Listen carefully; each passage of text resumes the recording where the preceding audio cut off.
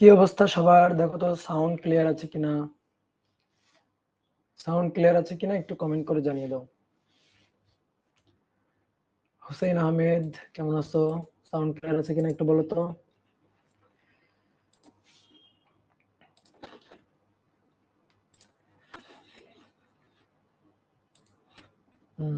ঠিক আছে, তাহলে আজকে সবকিছু ক্লিয়ার আছে তাই তো? ওকে, তাহলে চলো শুরু করি।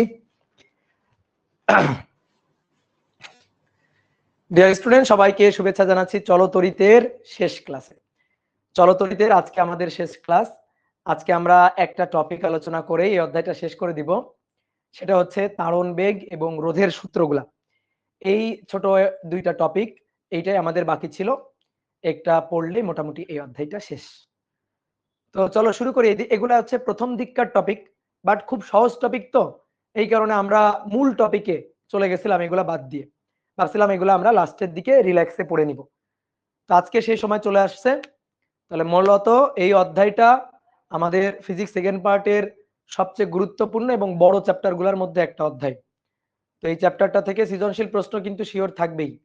এই চ্যাপ্টার থেকে কোনো পরীক্ষাতেই, যদি পরীক্ষা তোমরা দাও বা পরীক্ষা যদি হয় আর কি, তাহলে এই অধ্যায় থেকে কিন্তু প্রশ্ন মিস করার কোনো সম্ভাবনা নাই। এই অধ্যায় থেকে প্রশ্ন থাকবে এবং একটা কি অনেক সময় দুইটা কোশ্চেনও কিছু কিছু বোর্ডে থাকবে। ঠিক আছে, তো চলো আমরা শুরু করি। আজকে আমরা পড়বো হচ্ছে তাড়ন বেগ ও তাড়ন বেগের রাশিমালা প্রথমে। তাহলে লিখো একটু তাড়ন বেগ বা ড্রিফট ভেলোসিটি।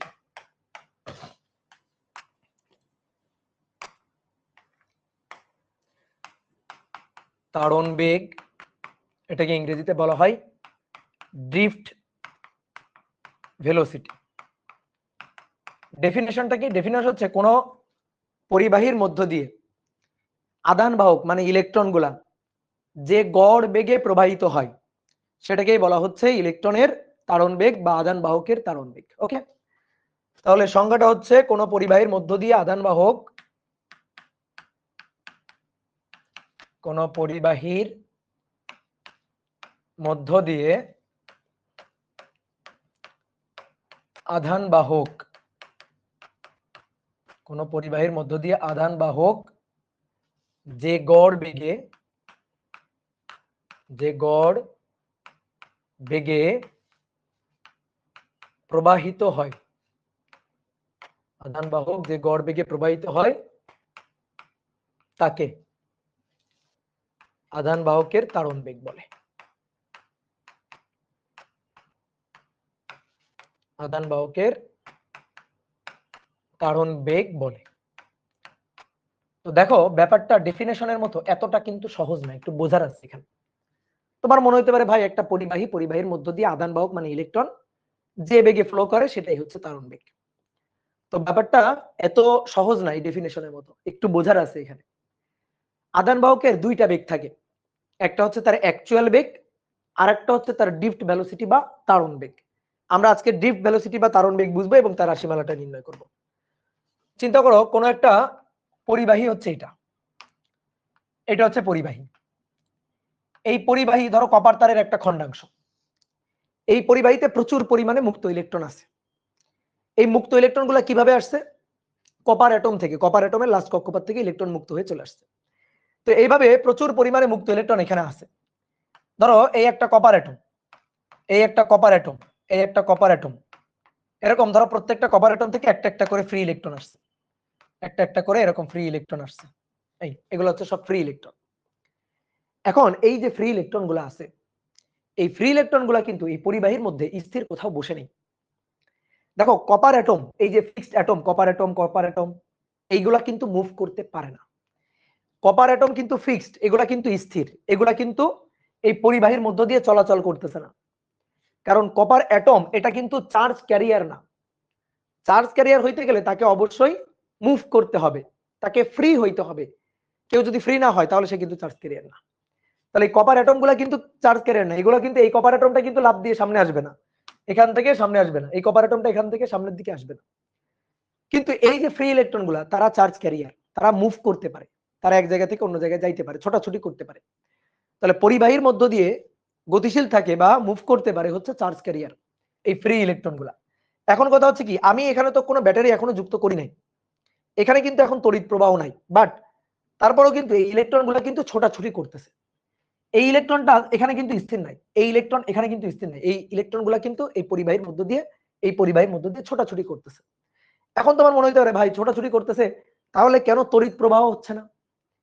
এখানে দেখো আমি কোনো ব্যাটারি কিন্তু যুক্ত করি নাই, তড়িৎ প্রবাহ কিন্তু হচ্ছে না, কিন্তু তারপরও ধরো এই অবস্থায় যদি এই কপার অ্যাটমের কপারের এই যে খণ্ডাংশ কপার তার, এই কপার তারে যদি আমরা চিন্তা করি, তাহলে এখানে কিন্তু ইলেকট্রন ফ্লো করতেছে, ইলেকট্রন কিন্তু সরি ফ্লো বলাটা ভুল হবে, ইলেকট্রন কিন্তু মুভ করতেছে, ইলেকট্রন কিন্তু ছোটাছুটি করতেছে, বাট এখানে কিন্তু কোনো তড়িৎ প্রবাহ হচ্ছে না। এবার কথা হচ্ছে কেন? কারণ এই ইলেকট্রন এরা বিক্ষিপ্ত ভাবে ছোটাছুটি করতেছে, কোনো নির্দিষ্ট একটা ডিরেকশনে কিন্তু মুভ করতেছে না। এখানে এই যে ইলেকট্রন ফ্রি ইলেকট্রন গুলো আছে, এগুলা এরকম ভাবে বিক্ষিপ্ত ভাবে ছোটাছুটি করতেছে, বিক্ষিপ্ত ভাবে ছোটাছুটি করতেছে, এরা কিন্তু কোনো একটা নির্দিষ্ট দিকে মুভ করতেছে না। আমি একটু তোমার দেখাই, ধরো এগুলো হচ্ছে ফ্রি ইলেকট্রন, এই ফ্রি ইলেকট্রন এভাবে বিক্ষিপ্ত ভাবে ছোটাছুটি করতেছে, বিক্ষিপ্ত ভাবে গতিশীল আছে, এরকম ভাবে গতিশীল আছে। দেখো চিত্রে তাকাও, তাহলে বুঝতে পারবা। তাহলে এরা কিন্তু নির্দিষ্ট কোনো দিকে, এদিক থেকে এদিকে বা এদিক থেকে এদিকে কোনো নির্দিষ্ট দিকে পরিবাহীর মধ্য দিয়ে কিন্তু ফ্লো করতেছে না, এই কারণে তড়িৎ প্রবাহ কিন্তু হচ্ছে না। এবার কথা হচ্ছে আমরা তড়িৎ প্রবাহ চাই, তো তড়িৎ প্রবাহের জন্য কি করা লাগবে? ব্যাটারি যুক্ত করা লাগবে, দুই প্রান্তের একটা বিভব পার্থক্য সৃষ্টি করা লাগবে। তাহলে আমরা একটা ব্যাটারি এই পরিবাহীর দুই প্রান্তে সংযুক্ত করে দিলাম, এই যে একটা ব্যাটারি যুক্ত করে দিলাম, এটা উচ্চ বিভব প্রান্ত বা পজিটিভ টার্মিনাল, এটা নিম্ন বিভব প্রান্ত বা নেগেটিভ টার্মিনাল। তাহলে আমরা কি করলাম? এই পরিবাহীর দুই প্রান্তে একটা বিভব পার্থক্য সৃষ্টি করলাম। এই বিভব পার্থক্য সৃষ্টি করলে এবার এই চার্জ ক্যারিয়ার অর্থাৎ আদান বাহক বা ইলেকট্রন গুলো এবার কিন্তু মুভ করা শুরু করবে। কোন দিক থেকে কোন দিকে মুভ করবে? এটা মাইনাস নিম্ন বিভব প্রান্ত, আর এটা উচ্চ বিভব প্রান্ত। তাহলে ইলেকট্রন গুলা এই যে নিম্ন বিভব প্রান্ত থেকে উচ্চ বিভব প্রান্তের দিকে এইভাবে ইলেকট্রন গুলা কিন্তু মুভ করতে থাকবে, ইলেকট্রন গুলা কিন্তু এই পরিবাহীর মধ্যে দিয়ে এভাবে ঘুরতে থাকবে, এভাবে ইলেকট্রন গুলা এই পরিবাহীর মধ্য দিয়ে এভাবে চলতে থাকবে ইলেকট্রন গুলা, ঠিক আছে? তাহলে এইবার কিন্তু এই পরিবাহীর মধ্য দিয়ে ইলেকট্রন গুলা একটা নির্দিষ্ট দিকে এই পরিবাহী তারের মধ্য দিয়ে, দেখো একটা একটা বদ্ধ লুপ বা সার্কিট কমপ্লিট করছে। এবার এর মধ্য দিয়ে ইলেকট্রন কিন্তু এভাবে মুভ করতে থাকবে, আর ইলেকট্রন যদি এইভাবে প্রবাহিত হয় তাহলে তড়িৎ প্রবাহ হবে। এবার একটা কথা হচ্ছে কি, এই যে পরিবাহীর মধ্য দিয়ে যে ফ্রি ইলেকট্রন গুলো আছে, এই ফ্রি ইলেকট্রন গুলা কি একেবারে সোজা দৌড় দেয়? ভালো করে বুঝবা, এই যে ফ্রি ইলেকট্রন গুলো আছে, এই ফ্রি ইলেকট্রন গুলা কি এইবার আবার সোজা দৌড় দিচ্ছে? একেবারে ইলেকট্রনটা সোজা এইদিকে দৌড় দিচ্ছে, ইলেকট্রনের বেগটা কি এরকম এই দিক বরাবর, এই ইলেকট্রনটার বেগটা কি এদিক বরাবর, এই ইলেকট্রনটার বেগটা কি এদিক বরাবর, এভাবে কি ফ্রি ইলেকট্রন গুলা এইভাবে ছোটাছুটি করতেছে? এই যে ফ্রি ইলেকট্রন গুলা, ধরো অনেকগুলা ফ্রি ইলেকট্রন দেখালাম আমি, তো এই ফ্রি ইলেকট্রন গুলার গতিপথটা কি এই বরাবর এরকম? উত্তর হচ্ছে না, এরকম না।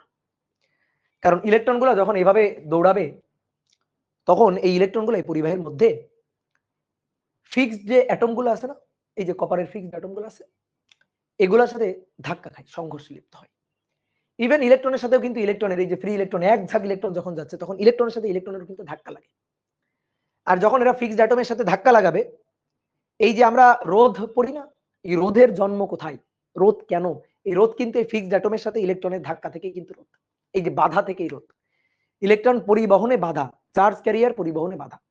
তো ইলেকট্রন গুলো এই ফিক্সড অ্যাটম গুলোর সাথে ধাক্কা খায়। তো ফিক্সড অ্যাটম গুলোর সাথে যখন ধাক্কা খাবে, তুমি চিন্তা করো, তুমি দৌড়াচ্ছ, পথের মাঝখানে একটা খুঁটিতে ধাক্কা খাই, তাহলে কি তুমি সোজা দৌড়াইতে পারবা? তাহলে ধাক্কা খাওয়ার পরে বেঁকে আবার এদিকে চলে যাবা, আবার ধাক্কা খাওয়ার পরে বেঁকে আবার এদিকে আসবা। তাহলে কি হবে? এই ইলেকট্রন গুলা আঁকা বাঁকা ভাবে বিক্ষিপ্ত ভাবে ছোটাছুটি করে। আগেও কিন্তু ইলেকট্রন গুলো ছোটাছুটি করতেছিল, আগেও এরকম বিক্ষিপ্ত ভাবে ছোটাছুটি করতেছিল, এবারও কিন্তু ইলেকট্রন গুলা বিক্ষিপ্ত ভাবেই ছোটাছুটি করে। কিন্তু একটা কথা আছে, বিক্ষিপ্ত ভাবে ছোটাছুটি করতে করতে করতে করতে তারা সামনের দিকে আগায়, বিক্ষিপ্ত ভাবে ছোটাছুটি করতেছে, ছোটাছুটি করতে করতে করতে করতে সামনের দিকে আগাইতেছে, অর্থাৎ মাইনাস থেকে প্লাসের দিকে আগাইতেছে। তাহলে কথা হচ্ছে কি, তাহলে আগে কি হচ্ছিল যদি ব্যাটারি যুক্ত না করি? যখন ব্যাটারি যুক্ত করিনি তখন কি হচ্ছিল? ব্যাটারি যখন যুক্ত করি নাই, এই যে পরিবাহী এখানে যখন ব্যাটারি যুক্ত করা নেই, তখন ইলেকট্রন গুলা এইভাবে, ইলেকট্রন গুলা ধরো এই যে ধাক্কা খাচ্ছে, ধাক্কা খাওয়ার পরে বেঁকে যাচ্ছে, একটা ইলেকট্রন ধাক্কা খাচ্ছে, ধাক্কা খাওয়ার পরে বেঁকে যাচ্ছে, ধাক্কা খাচ্ছে, ধাক্কা খাওয়ার পরে বেঁকে যাচ্ছে। এই যে এভাবে ধরো ইলেকট্রন ছোটাছুটি করতেছিল, ইলেকট্রন এইভাবে ছোটাছুটি করতেছিল, এদিক ওদিক ছোটাছুটি এভাবে করতেছিল। তো এইভাবে জাস্ট খালি ছোটাছুটি করতেছিল, কিন্তু ছোটাছুটি করতে করতে করতে করতে কোন একটা নির্দিষ্ট দিকে ফ্লো করতেছিল না, কিন্তু এইবার সেই নির্দিষ্ট দিকে ফ্লোটা শুরু হবে। তাহলে আমি তোমাকে একটু হাত দিয়ে দেখাই, তুমি ভালো করে জিনিসটা মাথার মধ্যে ঢুকাও, বুঝো। পরিবাহী একটা তার, তার মধ্যে ইলেকট্রন আছে, কোনো ব্যাটারি যুক্ত করো নাই, কোনো তড়িৎ প্রবাহ নাই। তাহলে তখন ইলেকট্রনগুলো এইভাবে ছোটাছুটি করতেছে, বিক্ষিপ্ত ভাবে ছোটাছুটি করতেছে, এদিক ওদিক এদিক ওদিক পরিবাহীর মধ্যে দিয়ে ছোটাছুটি করতেছে। এবার কথা হচ্ছে কি, যখন আমি ব্যাটারি যুক্ত করে সুইচ টুইচ অন করে দিব, তখন কি হবে? তখনও পরিবাহীর মধ্যে দিয়ে ইলেকট্রনগুলো বিক্ষিপ্ত ভাবে ছোটাছুটি করবে, সোজা দৌড় দিবে না, সোজা এভাবে দৌড় দিবে না, এভাবে দৌড় দিতে পারবে না, কারণ ফিক্সড অ্যাটমের সাথে ধাক্কা খাবে। তাহলে কিভাবে দৌড় দিবে? ছোটাছুটি করতে করতে, বিক্ষিপ্ত ভাবে ছোটাছুটি করতে করতেই একটা নির্দিষ্ট ডিরেকশনে ফ্লো করবে। তাহলে দেখো ব্যাপারটা এরকম, এই যে ছোটাছুটি করতেছে, ছোটাছুটি করতে করতে করতে করতে ছোটাছুটি করতে করতে একটা নির্দিষ্ট ডিরেকশনে এইভাবে মুভ করতেছে, ছোটাছুটি করতে করতে মুভ করতেছে। তাহলে এইভাবেই আস্তে আস্তে মাইনাস থেকে প্লাসের দিকে যাচ্ছে, অর্থাৎ এক ঝাঁক ইলেকট্রন তারা ছোটাছুটি করতে করতে করতে করতে আস্তে আস্তে মাইনাস থেকে প্লাসের দিকে যাচ্ছে। কি কথা বুঝছো? তাহলে ইলেকট্রনের বেগটা কেমন বা ইলেকট্রনের ছোটাছুটি গতিটা কেমন, সেই জিনিসটা বুঝতে পারছো? তোমরা আরো সুন্দর করে বুঝাই। অনেক সময় দেখবা সন্ধ্যার দিকে, ঠিক আছে, বিকালের দিকে বা সন্ধ্যার দিকে অনেক সময় দেখবা খোলা মাঠ বা নদীর পাড়ে অনেক সময় দাঁড়াইলে দেখবা মাথার উপর এক ঝাঁক পোকা এসে ভন ভন ভন ভন ভন ভন করা শুরু করে। বলো, এটা দেখছো কি? এটা এক্সপেরিয়েন্স করছো কিনা? এরকম মাথার উপর দেখবে এক ঝাঁক পোকা এসে এরকম ভন ভন করে। বলো, এটা এক্সপেরিয়েন্স করছো? ওকে, এইবার বলো তো, এই ঝাঁকের মধ্যে এই যে মশাগুলা আছে, পোকাগুলা আছে, এই ঝাঁকের মধ্যে এরা কি স্থির? এই ঝাঁকের মধ্যে এরা কি স্থির বসে আছে? বলো, ঝাঁকের মধ্যে কিন্তু স্থির বসে নেয়, ঝাঁকের মধ্যে স্থির বসে নেয়। তাহলে ঝাঁকের মধ্যে কি হচ্ছে? এরকম ছোটাছুটি করতেছে, তোমার বিরক্ত লাগতেছে, তুই বলো ধুর, তুমি একটু সামনে আগায় গিয়ে দাঁড়াইলা, কি হবে বলো? সামনে আগায় গিয়ে দাঁড়াইলে কি হবে? এই এই মশাগুলো এখানেই থাকবে না, দেখবা ওই মশাগুলো আবার আবার এইখান থেকে ছোটাছুটি করতে করতে করতে করতে আবার এই পুরো ঝাঁক এইখানে চলে গেছে, পুরো ঝাঁকটা দেখবা এইখানে চলে গেছে, পুরো ঝাঁকটা আবার দেখবা সামনে চলে গেছে।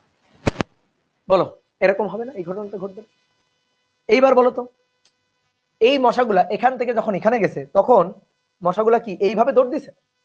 এইভাবে সোজা দৌড় দিছে? বলো, এইভাবে সোজা দৌড় দিছে? তুমি কি এরকম দেখো যে এই যে মশাগুলো এখানে ছিল, তুমি এখান থেকে হেঁটে সোজা চলে গেলা, তাহলে মশাগুলা দৌড় দিয়ে এখানে চলে গেল, এক ঝাঁক মশা দৌড় দিয়ে এরকম চলে গেল? না, এরকম কিন্তু যায় নাই। কিভাবে গেছে বলতো? ইলেকট্রন গুলো ঠিক এইভাবে ফ্লো করে না, ইলেকট্রন গুলো পরিবাহীর মধ্যে দিয়ে এইভাবে সোজা এইভাবে দৌড় দেয় না। তাহলে এই যে পোকাগুলো, এই পোকাগুলো এখান থেকে এখানে যাবে কিভাবে? এখানে যে পোকাগুলো আছে, এই পোকাগুলো কিন্তু ছোটাছুটি করতেছে। তাহলে ওরা দেখবা এইভাবে ছোটাছুটি করতেছে, ছোটাছুটি করতে করতে এভাবে ছোটাছুটি করতে করতেই এইখানে গিয়ে হাজির হয়েছে। ঠিক আছে, তাহলে এই ঝাঁকের মধ্যে ওরা ছোটাছুটি করতেছিল, ছোটাছুটি করতে করতে সামনের দিকে আগেছে। দেখো চিত্র দেখো, এইভাবে সামনের দিকে আগেছে। কি ক্লিয়ার? আমি যদি একটা মশার সাথে একটা জিপিএস ট্র্যাকার লাগাই দিই এবং তার গতিপথ যদি দেখি, তাহলে তার গতিপথ আমি এরকম দেখবো না। ধরো জিপিএস ট্র্যাকার লাগাই দিলাম, লাগাই দিয়ে যদি ওই মশাটার গতিপথ দেখি, তাহলে ওই মশাটার গতিপথ দেখতে পারবো এরকম, এই মশাটার গতিপথ দেখতে পারবো এরকম, ছোটাছুটি করতে করতে এইভাবে এইখানে এই ঝাঁকের মধ্যে গিয়ে ঢুকছে। তাহলে তার গতিপথটা হবে এরকম। কি কথা বুঝছো? এটা অনেক সময় দেখবা ওই যে পোনা মাছ পুকুরে, অনেক সময় দেখবা যে পোনা মাছের ঝাঁক, মাছের বাচ্চাদের ঝাঁক, অনেক সময় বিশেষ করে তেলাপিয়া মাছের ক্ষেত্রে এটা দেখা যায় বেশি। তো একসাথে মনে করো অনেক পোনা মাছের বাচ্চা একসাথে নিয়ে থাকে মা মাছটা, তো মা মাছটা একটু তলে থেকে দেখবা, আর ওই এক ঝাঁক পোনা মাছ ওই মা মাছটার সাথে থাকে। তো দেখবা ওই পোনার ঝাঁকের মধ্যে, ওই ঝাঁকের মধ্যে পোনাগুলা কিন্তু ছোটাছুটি করতেছে, কিন্তু দেখবা ঝাঁক একটা নির্দিষ্ট দিকে যায়। ঠিক আছে, পুকুরের মধ্যে ধরো ঝাঁক একটা নির্দিষ্ট দিকে যাচ্ছে, দেখবা ওই পোনা মাছগুলো সবসময় এই ঝাঁকের সাথেই থাকে, কিন্তু ঝাঁকের মধ্যে ওরা আবার কি করতেছে? ঝাঁকের মধ্যে ওরা আবার ছোটাছুটি করে যাচ্ছে।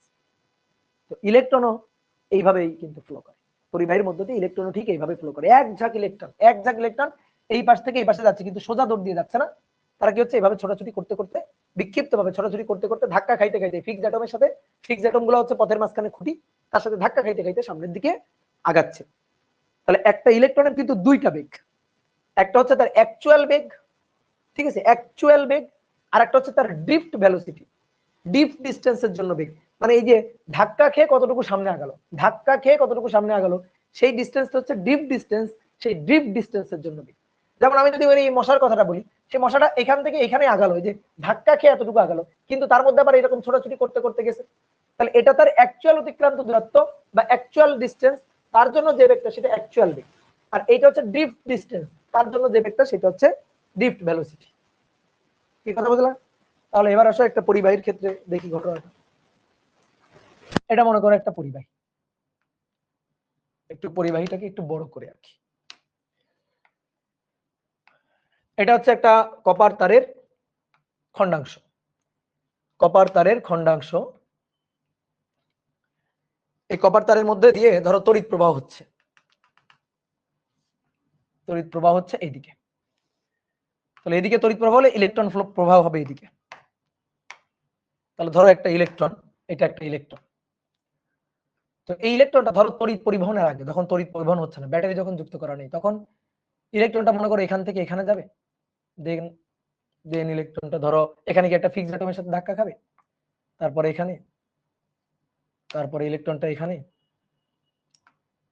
তারপরে একদিকে এই,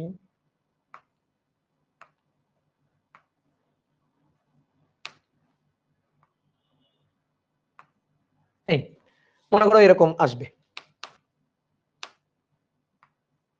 ইলেকট্রনটা ধরো এখানে আসবে, এই যে এইখানে পৌঁছাবে, এইখান থেকে ইলেকট্রনটা পৌঁছাবে এখানে। এটা ধরো তড়িৎ পরিবহনের আগে, তড়িৎ পরিবহনের আগে, তড়িৎ পরিবহন হচ্ছে না। তাহলে যখন তড়িৎ পরিবহন হচ্ছে তখন ঘটনাটা কি ঘটবে? তড়িৎ পরিবহন হলে কি হবে? ড্রিফট হবে, ধাক্কা খাবে। তাই এই যে ছোটাছুটি এরকম ভাবে ছোটাছুটি করতেছিল, এবার যখন ব্যাটারি কানেক্ট করে দিব, ব্যাটারি যখন কানেক্ট করে দিব, ইলেকট্রনটা দেখো তড়িৎ প্রবাহ এইদিকে, তাহলে ইলেকট্রনের ফ্লোটা হবে এইদিকে।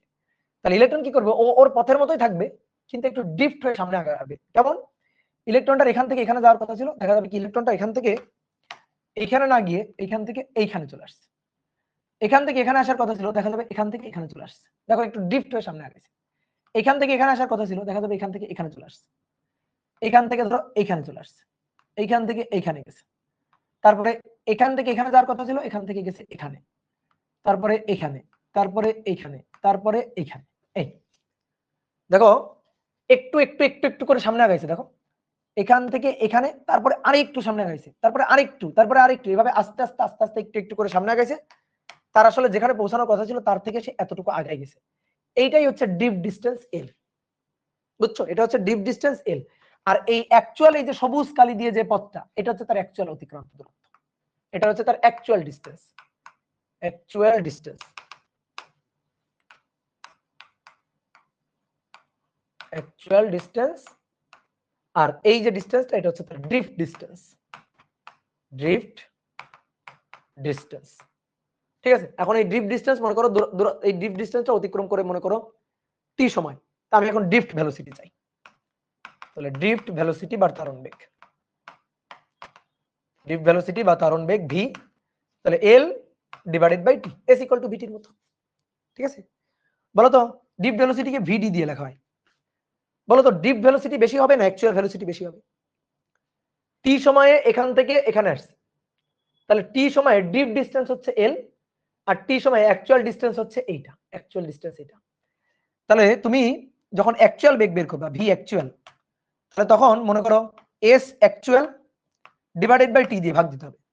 আর যখন ডিপ ভেলোসিটি বের করতেছে তখন ভিডি এটা সমান সমান এল ডিভাইডেড বাই টি, এল হচ্ছে ডিপ ডিস্টেন্স, তো অ্যাকচুয়াল ডিস্টেন্স যেটা এটাকে এস অ্যাকচুয়াল বললাম, এস অ্যাকচুয়াল। এই অ্যাকচুয়াল ডিস্টেন্সটা দেখো, অ্যাকচুয়াল ডিস্টেন্সটা অনেক বেশি আর ডিপ ডিস্টেন্সটা অনেক কম, তাহলে স্বাভাবিকভাবে অ্যাকচুয়াল যে বেগটা, অ্যাকচুয়াল যে বেগটা ভি অ্যাকচুয়াল যেটা, সেটা অনেক অনেক অনেক অনেক বেশি হবে ডিপ ভেলোসিটির তুলনায়। কি কথা বুঝতে পারছো? ডিপ ভেলোসিটির তুলনায় অনেক অনেক অনেক অনেক বেশি হবে। স্বাভাবিক, তুমি দেখো ডিপ ডিস্টেন্স এতটুকু আর তার তুলনায় অ্যাকচুয়াল ডিস্টেন্স অনেক অনেক বেশি। এই কারণে দেখবা আমরা যখন ম্যাথ ট্যাথ করবো, দেখবা ম্যাথ ট্যাথ যখন করবো তখন এই অ্যাকচুয়াল ডিপ ডিস্টেন্সের যে মানটা হিসাব করবো, ধরো 5.4 মিটার পার সেকেন্ড অথবা 33 মিটার পার সেকেন্ড, এরকম বেগের মান আসবে দেখবা ম্যাথ করার সময়। আর অ্যাকচুয়াল ভেলোসিটি যদি হিসাব করি, এটা হচ্ছে সামথিং ইনটু ধরো 10 টু দি পাওয়ার 5 বা 6 এত metre per second, 10 to the power 6 বা 5 মিটার পার সেকেন্ড এরকম। ঠিক আছে, এত এত বেশি বেগ আর কি, অ্যাকচুয়াল যে বেগটা সেটা হচ্ছে এত বেশি বেগ, something into 10 to the power 8 বা 10 sorry 10 to the power 8 10 to the power 6 বা 10 টু দি পাওয়ার 5 এত মিটার পার সেকেন্ড। তো আমরা এখন ডিপ ভেলোসিটির হিসাব করব, আমাদের অ্যাকচুয়াল ভেলোসিটি ভাই দরকার নাই, ডিপ ভেলোসিটির হিসাব করব। তাহলে তুমি একটা জিনিস খেয়াল করো, কোন একটা পরিবাহী, ধরো এই হচ্ছে একটা পরিবাহী, এই পরিবাহীর মধ্য দিয়ে এই ডিরেকশনে তড়িৎ প্রবাহ হচ্ছে, আই ডিরেকশনে তড়িৎ প্রবাহ হচ্ছে। তো মনে করো এই পরিবাহীর তুমি পুরোটাও চিন্তা করতে পারো, আবার একটা সার্টেন পোরশনও তুমি চিন্তা করতে পারো। এর প্রস্থচ্ছেদের ক্ষেত্রফল হচ্ছে এ। মনে করো এক ঝাঁক ইলেকট্রন, যেহেতু তড়িৎ পরিবহন এইদিকে, তাহলে এক ঝাঁক ইলেকট্রন, ধরো এই যে এক ঝাঁক ইলেকট্রন এর মধ্যে যা আছে আর কি, সেই এক ঝাঁক ইলেকট্রন ডিফট হইতে হইতে, ধাক্কা খাইতে খাইতে ডিফট হইতে হইতে ধরো এখান থেকে এতটুকু দূরত্ব অতিক্রম করছে, সেটা হচ্ছে এল।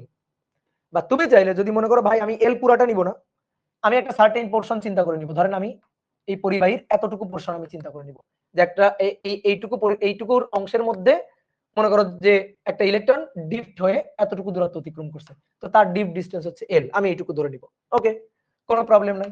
তাহলে এটা হচ্ছে প্রস্থচ্ছেদের ক্ষেত্রফল এ। তাহলে এর মধ্যে একটা ইলেকট্রনের ডিপ ডিসটেন্স হচ্ছে এল।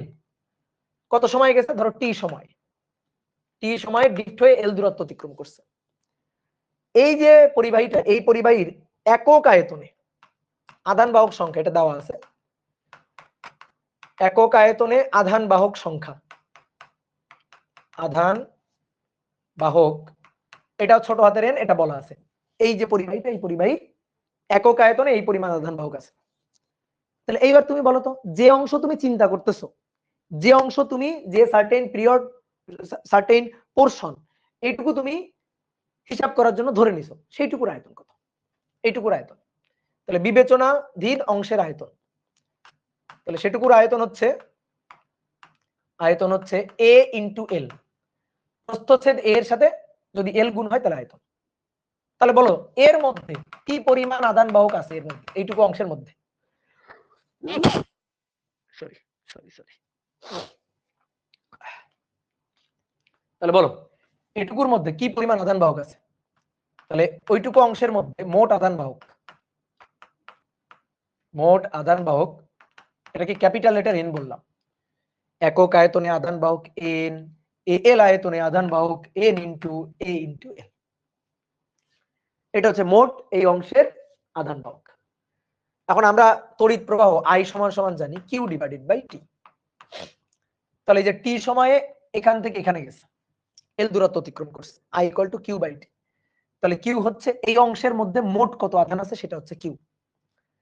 তাহলে মোট কিউ, কিউ ইকুয়াল টু, আমরা স্থির তড়িৎ অধ্যায়ে শিখছিলাম যে Q equal to N E, একটা ইলেকট্রনের চার্জ ই, তাহলে এন সংখ্যক ইলেকট্রনের চার্জ এন ইনটু ই, তাহলে N into E divided by টি।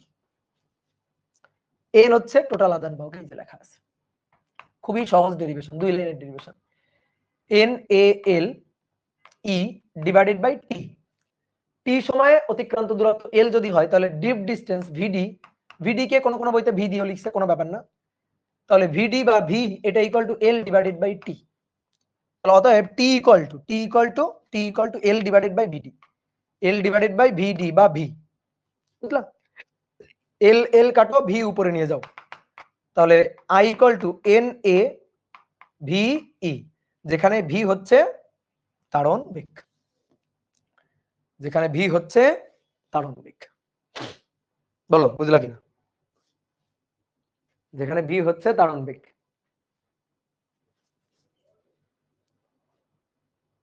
ওকে, বুঝতে পারছো? হিসাব সহজ, দুই লাইনের হিসাব। এইবার আমরা আরেকটা ছোট্ট জিনিস পড়বো এখান থেকেই, সেটা হচ্ছে প্রবাহ ঘনত্ব। প্রবাহ ঘনত্ব মানে কারেন্ট ডেনসিটি। তো ঘনত্ব শুনলে অনেকে ভাবে একক আয়তনে সামথিং, যেমন যদি আমি ভরের ঘনত্ব বলি, তাহলে একক আয়তনে কি পরিমাণ ভর। যদি চার্জ ঘনত্ব বলি, তখন একক আয়তনে কি পরিমাণ চার্জ। ভাই চার্জ ঘনত্ব কিন্তু একক ক্ষেত্রফলে কি পরিমাণ চার্জ হয়, একক দৈর্ঘ্যে কি পরিমাণ চার্জ হয়, সেটা চার্জের ডাইমেনশনের উপর নির্ভর করে। ক্ষেত্র চার্জের জন্য চার্জ ঘনত্ব ছিল একক ক্ষেত্রফলে কি পরিমাণ চার্জ, আয়তন চার্জের জন্য চার্জ ঘনত্ব ছিল একক আয়তনে কি পরিমাণ চার্জ, আবার দৈর্ঘ্যের জন্য চার্জ ঘনত্ব ছিল একক দৈর্ঘ্যে কি পরিমাণ চার্জ। তাহলে এইবার আসো কারেন্ট ডেনসিটি অর্থাৎ প্রবাহ ঘনত্ব, এইটা কি হবে? এইটা হবে একক প্রস্থচ্ছেদের মধ্য দিয়ে কি পরিমাণ কারেন্ট। এই যে এটার প্রস্থচ্ছেদ কত, এ না, এ প্রস্থচ্ছেদের মধ্যে আই পরিমাণ কারেন্ট যাচ্ছে, তাহলে একক প্রস্থচ্ছেদের মধ্য দিয়ে কি পরিমাণ তড়িৎ প্রবাহ হচ্ছে সেটাই হচ্ছে প্রবাহ ঘনত্ব। প্রবাহ ঘনত্ব, প্রবাহ ঘনত্বকে জে দিয়ে প্রকাশ করা হয়, জে। তাহলে প্রবাহ ঘনত্ব হচ্ছে কোন একটা পরিবাহী, চিন্তা করো এটা একটা পরিবাহী, এই পরিবাহীর এটা হচ্ছে প্রস্থচ্ছেদ এ, এর মধ্য দিয়ে কারেন্ট যাচ্ছে আই। তাহলে এ প্রস্থচ্ছেদের মধ্য দিয়ে প্রবাহ, এ প্রস্থচ্ছেদের মধ্য দিয়ে, এ প্রস্থচ্ছেদের মধ্য দিয়ে প্রবাহ আই। তাহলে অতএব একক প্রস্থচ্ছেদের মধ্য দিয়ে প্রবাহ আই ডিভাইডেড বাই এ, এটাই হচ্ছে প্রবাহ ঘনত্ব জে। বুঝলা? এটাই হচ্ছে প্রবাহ ঘনত্ব J, J equal to I divided by A. তাহলে ডেফিনেশনটা একটু লিখে রাখি। কোন পরিবাহীর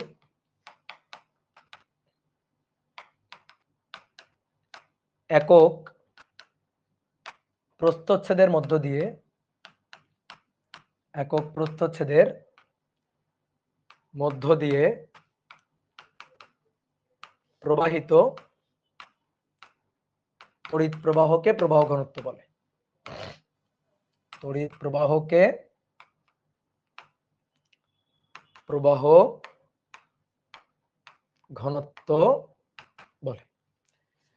তাহলে প্রবাহ ঘনত্ব জে, জে ইকুয়াল টু, এটা একটা সূত্র, একক কি, এর ইউনিট হচ্ছে আয়ের একক অ্যাম্পিয়ার আর ক্ষেত্রফলের একক মিটার স্কয়ার, তাহলে অ্যাম্পিয়ার পার মিটার স্কয়ার। ঠিক আছে? আর এখান থেকে J equal to I, I equal two এই যে এখানে I equal to N A ভিই, N একক আয়তন আধান বাহক, এ প্রস্থের ক্ষেত্রফল, ভি ত্বরণ বেগ, ই আধান বাহকের চার্জ ডিভাইডেড বাই এ, এ কাটাকাটি। তাহলে প্রবাহ ঘনত্বের আরেকটা সূত্র হচ্ছে এন ভিই, এইটা হচ্ছে প্রবাহ ঘনত্বের একটা সূত্র। খুবই ইজি জিনিস। তাহলে প্রবাহ ঘনত্ব ডান, বুঝলা? এইবার আসো রোধের সূত্র। এই জিনিসটা তুমি জানো, তোমার আসলে অত ডিটেলস আলোচনা করে বোঝানোর কিছু নাই, জাস্ট নিয়ম রক্ষা করবো আর কি। রোধের সূত্র, রোধ চারটা বিষয়ের উপর নির্ভর করে: পরিবাহীর দৈর্ঘ্য, পরিবাহীর প্রস্থচ্ছেদ, উপাদান এবং হচ্ছে তাপমাত্রা। তো এর জন্য চারটা সূত্র আছে, তো সেই জিনিসগুলো এখন আমরা দেখব। তাহলে লিখো রোধের সূত্র। রোধের সূত্র, তো রোধের প্রথম সূত্রটা এটা হচ্ছে দৈর্ঘ্যের সূত্র।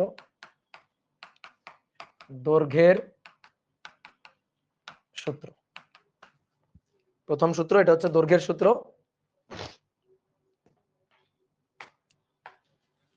দৈর্ঘ্যের সূত্রটা কি বলছে? বলছে কোন একটা পরিবাহীর রোধ, পরিবাহীর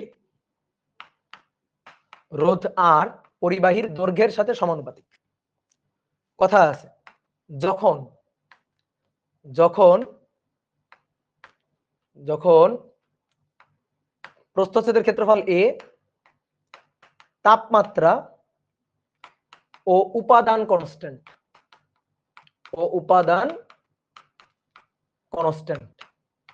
এর মানে কি? আসলে মানেটা একটু বুঝি। ধরো তোমার কাছে এই একটা পরিবাহী তার আছে, ওকে, সেম উপাদানের আর একটা পরিবাহী তার আছে, তার দৈর্ঘ্য এর চেয়ে বেশি ধরো, কিন্তু আবার প্রস্থচ্ছেদের ক্ষেত্রফল সেম, এই যে প্রস্থচ্ছেদের ক্ষেত্রফল এটা সেম, এই যেটা হচ্ছে তার। তাহলে কি হলো? দৈর্ঘ্য এটার চেয়ে এটা বেশি, কিন্তু প্রস্থচ্ছেদের ক্ষেত্রফল সেম। প্রস্থচ্ছেদ, ক্ষেত্রফল, তাপমাত্রা, উপাদান কনস্ট্যান্ট, এই দুইটার প্রস্থের ক্ষেত্রফল এ সেম, এই যে এ সেম, প্রস্থের ক্ষেত্রফল সেম, তাপমাত্রা এবং উপাদান সেম। দেখো দুটোকে সবুজ কালি দিয়ে আঁকছি, তার মানে ভাববা উপাদান সেম। এবার তাহলে কি, এর দৈর্ঘ্য কম এর দৈর্ঘ্য বেশি, এর দৈর্ঘ্য বেশি রোধ কম, সমানুপাতিক সম্পর্ক। সরি, দৈর্ঘ্য কম রোধ কম, আর এর দৈর্ঘ্য বেশি রোধ বেশি, সমানুপাতিক সম্পর্ক। দৈর্ঘ্য রোধের সাথে সমানুপাতিক। এবার প্রশ্ন হচ্ছে কেন? দেখো আমি ছোট্ট করে এক লাইনে বলে দিই। রোধ মানে কি? রোধ মানে হচ্ছে বাধা, তড়িৎ পরিবহনে বাধা। যখন আধান বাহক মানে ইলেকট্রন আর কি পরিবাহীর মধ্য দিয়ে ফ্লো করে, তখন বাধা বা সংঘর্ষের সম্মুখীন হয়। এই বাধা বা সংঘর্ষটা কিসের? বাধা বা সংঘর্ষ হচ্ছে ফিক্সড অ্যাটমের সাথে ইলেকট্রনের সংঘর্ষ। ইলেকট্রন হচ্ছে চার্জ ক্যারিয়ার, সে পরিবাহীর মধ্য দিয়ে ফ্লো করতেছে, কিন্তু এই যখন এই কপার তারের মধ্য দিয়ে ফ্লো করবে তখন এই কপার তারে ফিক্সড অ্যাটম আছে পথের মাঝখানে, এই ফিক্সড অ্যাটমগুলোর সাথে ইলেকট্রন ধাক্কা খায়, ইভেন ইলেকট্রনের সাথেও ইলেকট্রনের কিছু ধাক্কা সংঘটিত হয়। এই ধাক্কা থেকেই রোধের জন্ম। যত বেশি ধাক্কা তত বেশি বাধা, তত বেশি সংঘর্ষ, তত বেশি বাধা তত বেশি রোধ। তাহলে ধাক্কার সাথে বা সংঘর্ষের সাথে রোধের ব্যাপারটা সমানুপাতিক আসলে। ঠিক আছে, রোধের জন্মই হচ্ছে এখান থেকে। এবার তুমি চিন্তা করো, দেখো এই দুইটার প্রস্থচ্ছেদ সেম, উপাদান সেম, তাপমাত্রাও সেম, এর পথটা বেশি এর পথটা এর পথটা কম এর পথটা বেশি। এখন এক ঝাঁক ইলেকট্রনকে আমি এখান থেকে এই পর্যন্ত যাইতে বলবো, এখান থেকে এই পর্যন্ত যাইতে বলবো, তাহলে বলো তো ইলেকট্রন গুলা কোন জায়গায় বেশি সংঘর্ষের সম্মুখীন হবে, কোন তারের মধ্য দিয়ে?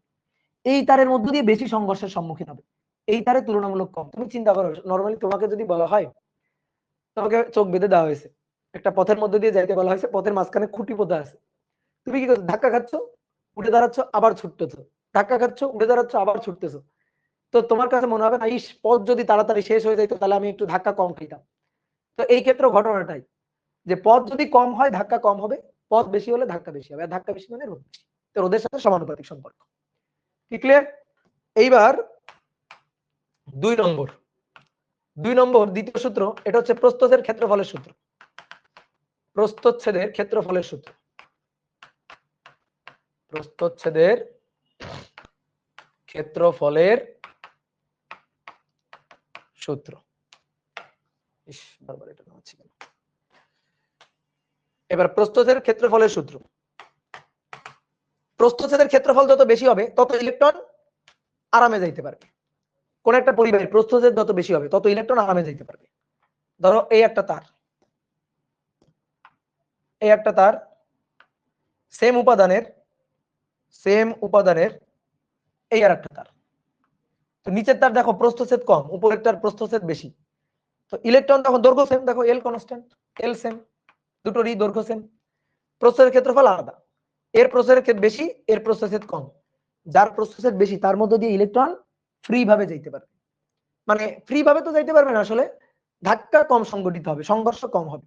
আর যার মনে করো প্রস্থচ্ছেদটা কম তার মধ্য দিয়ে ধাক্কা বা সংঘর্ষটা বেশি হবে, তাহলে এই ক্ষেত্রে রোধ হবে বেশি, এই ক্ষেত্রে রোধ হবে কম।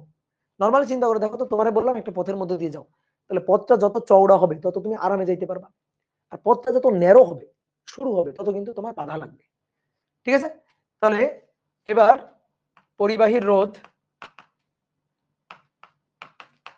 রোধ আর প্রস্থের ক্ষেত্রফলের সাথে ব্যস্তানুপাতিক। কখন? যখন দৈর্ঘ্য এল, তাপমাত্রা উপাদান কনস্ট্যান্ট,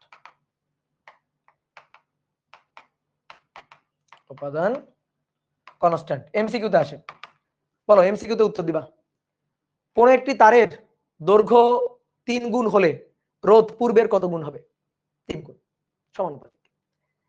কোন একটি তারের প্রস্থচ্ছেদ পূর্বের 3 গুণ হলে রোধ কত হবে? প্রস্থচ্ছেদ, তাহলে প্রস্থচ্ছেদ যত বেশি রোধ তত কম হবে, তাহলে তখন 3 ভাগ হয়ে যাবে, 1/3 হয়ে যাবে, 1/3 হবে। ঠিক আছে, প্রস্থচ্ছেদ 3 গুণ করছি, তাহলে রোধ 3 ভাগের 1 ভাগ হয়ে যাবে। ঠিক আছে, তাহলে 1/3 হয়ে যাবে। তাহলে এবার বলো তো, আমি যদি বলি ব্যাস দ্বিগুণ করা হলো, তাহলে রোধ কত হবে? ব্যাস দ্বিগুণ, ব্যাস বা ব্যাসার্ধ, ব্যাস বা ব্যাসার্ধ এ ইকুয়াল টু কি? পাই আর স্কয়ার না? এ ইকুয়াল টু এই যে প্রস্থচ্ছেদ, A equal to pi R square. তাহলে ব্যাস বা ব্যাসার্ধ ধরো দ্বিগুণ করা হলো, ব্যাস দ্বিগুণ করা মানে কিন্তু ব্যাসার্ধ দ্বিগুণ করা, মানো তো এটা, ব্যাস দ্বিগুণ করা মানে ব্যাসার্ধ দ্বিগুণ করা।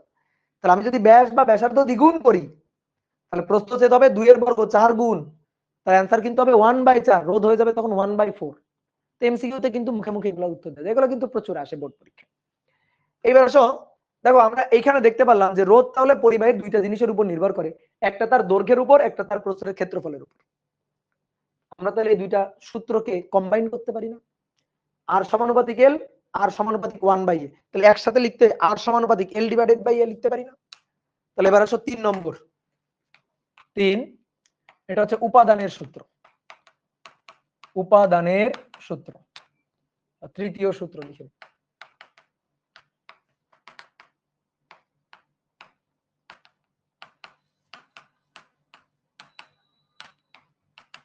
এবার উপাদানের সূত্র তোমার বুঝতে হবে না, এখানে যা লেখা আছে কিছু বুঝতে হবে না তোমার। দেখো আমরা দেখলাম পরিবাহী রোধ নির্ভর করে তার দৈর্ঘ্যের উপর, আমরা দেখলাম পরিবাহী রোধ নির্ভর করে তার প্রতিরোধের ক্ষেত্রফলের উপর। ওকে, এই দুইটাকে আমরা কম্বাইন করব, তাহলে কম্বাইন করলে L ডিভাইডেড বাই এর সমানুপাতিক। এবার সমানুপাতিক চিহ্ন উঠাই দিব, উঠাই দিয়ে ধ্রুবক নিব। তো ধ্রুবক আমরা নিই না, আমরা ইচ্ছা মতো আরবিটারি কনস্ট্যান্ট নিই না, ধ্রুবক নিলাম 1। তুই বলতো না ভাই ধ্রুবক হবে কি যেন একটা পড়ে, ধরো তুমি 9 10 পড়ো নাই, এখানে ধ্রুবক নিলাম 1, সমস্যা কি, ধ্রুবক 1 নিলাম, আমার ইচ্ছা আরবিটারি কনস্ট্যান্ট 1 নিলাম। এখন একটা কথা আছে, দেখো এই একটা তার, এই একটা তার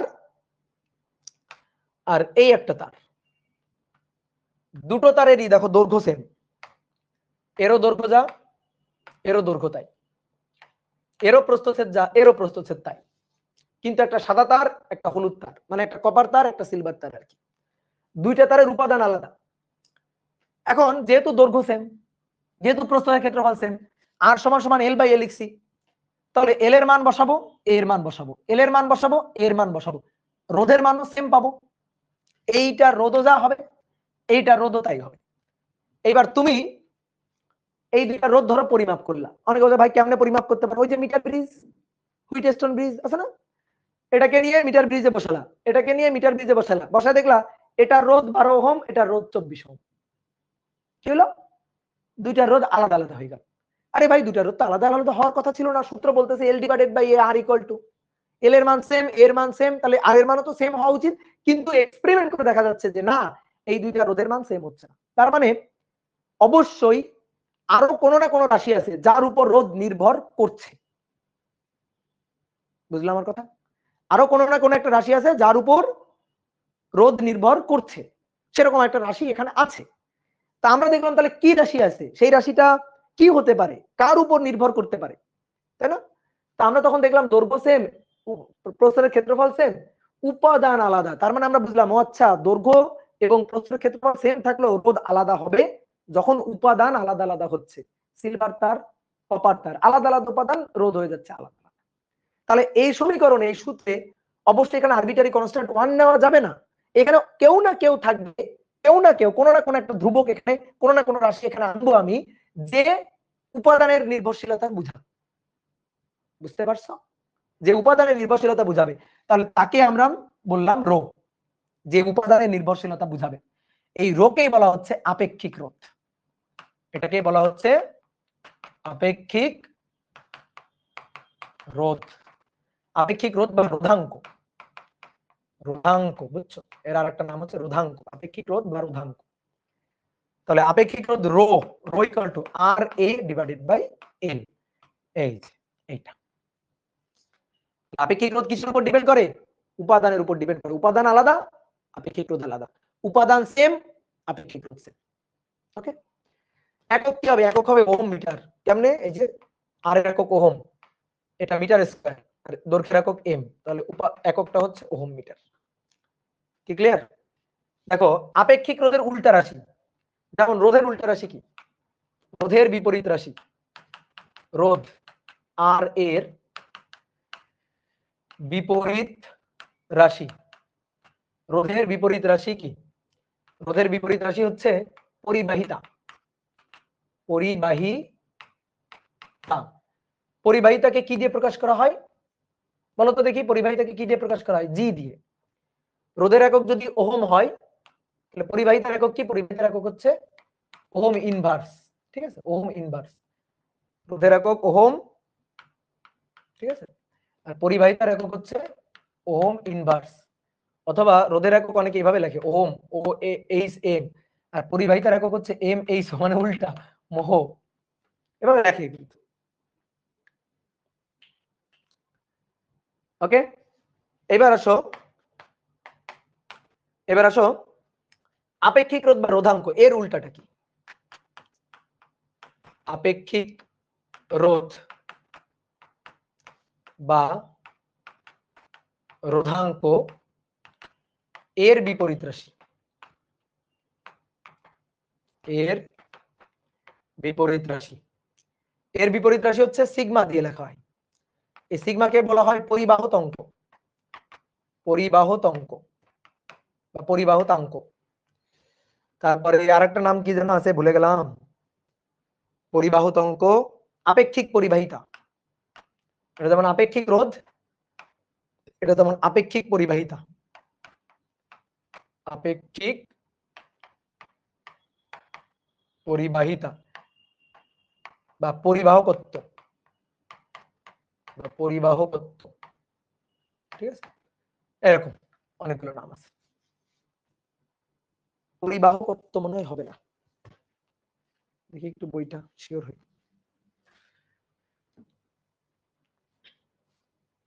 কি আটকে যাচ্ছে নাকি? আটকে যাচ্ছে?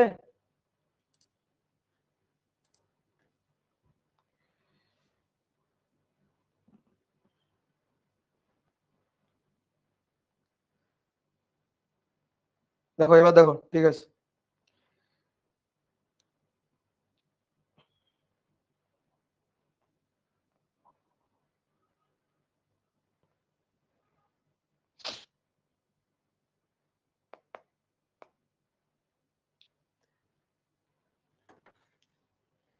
এখন ঠিক আছে তো নাকি বলো? এখন ঠিক আছে কিনা বলো, একটু রিপিট করবেন, আটকে গেছিল। রিপিট করার কিছু নাই। যেমন রোধের বিপরীত রাশি কি? পরিবাহিতা না, জি। রোধের বিপরীত রাশি কি? পরিবাহিতা, জি। আর আপেক্ষিক রোধের বিপরীত রাশি তাহলে কি হবে? আপেক্ষিক রোধ বা রোধাঙ্কের বিপরীত রাশি কি হবে? রোধাঙ্ক, তাহলে পরিবাহত অঙ্ক। বাংলা পড়ায় আসো, তোমরা ছোটবেলায় পড়ছো না, কি জানো বলে এটাকে? বিপরীত শব্দ পড়ো নাই? কই আমি, এই যে আমি আছি, আমি আছি একটু সাইডে আছি। তো সেরকম যে রোধাঙ্ক তার বিপরীত পরিবাহত অঙ্ক, আপেক্ষিক রোধ তার বিপরীত আপেক্ষিক পরিবাহিতা। বুঝতে পারছো? বুঝতে পারছো বলো। হ্যাঁ, পরিবাহকত্ব, ঠিক আছে। আপেক্ষিক পরিবাহিতা বা পরিবাহিতাঙ্ক, পরিবাহিতাঙ্ক, হ্যাঁ, পরিবাহতঙ্ক বা পরিবাহিতাঙ্ক একই কথা। আর একটা হচ্ছে পরিবাহকত্ব, ঠিক আছে। এই, আবার আটকে গেছে কেন? এই, আবার আটকে যাচ্ছে কেন? কি বলবো এগুলো? এগুলো বলিও না, এগুলো বললে ভালো লাগে না।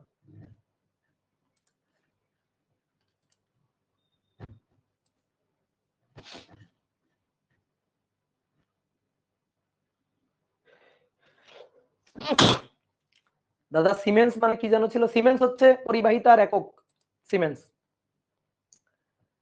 এই এখন ঠিক আছে বলো। এই তোমরা যদি এরকম বলো আটকে যাচ্ছে, তাহলে কি হবে বলো? বলিও না, এরকম বলিও না।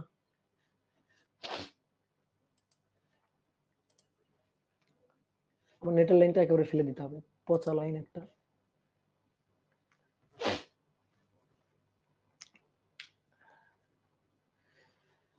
হ্যাঁ, আমি চিন্তা করতেছি আসলে যে আমার এই নেটের লাইনটা বাদ দিয়ে দিব, বাদ দিয়ে নতুন লাইন নিব, ফালতু।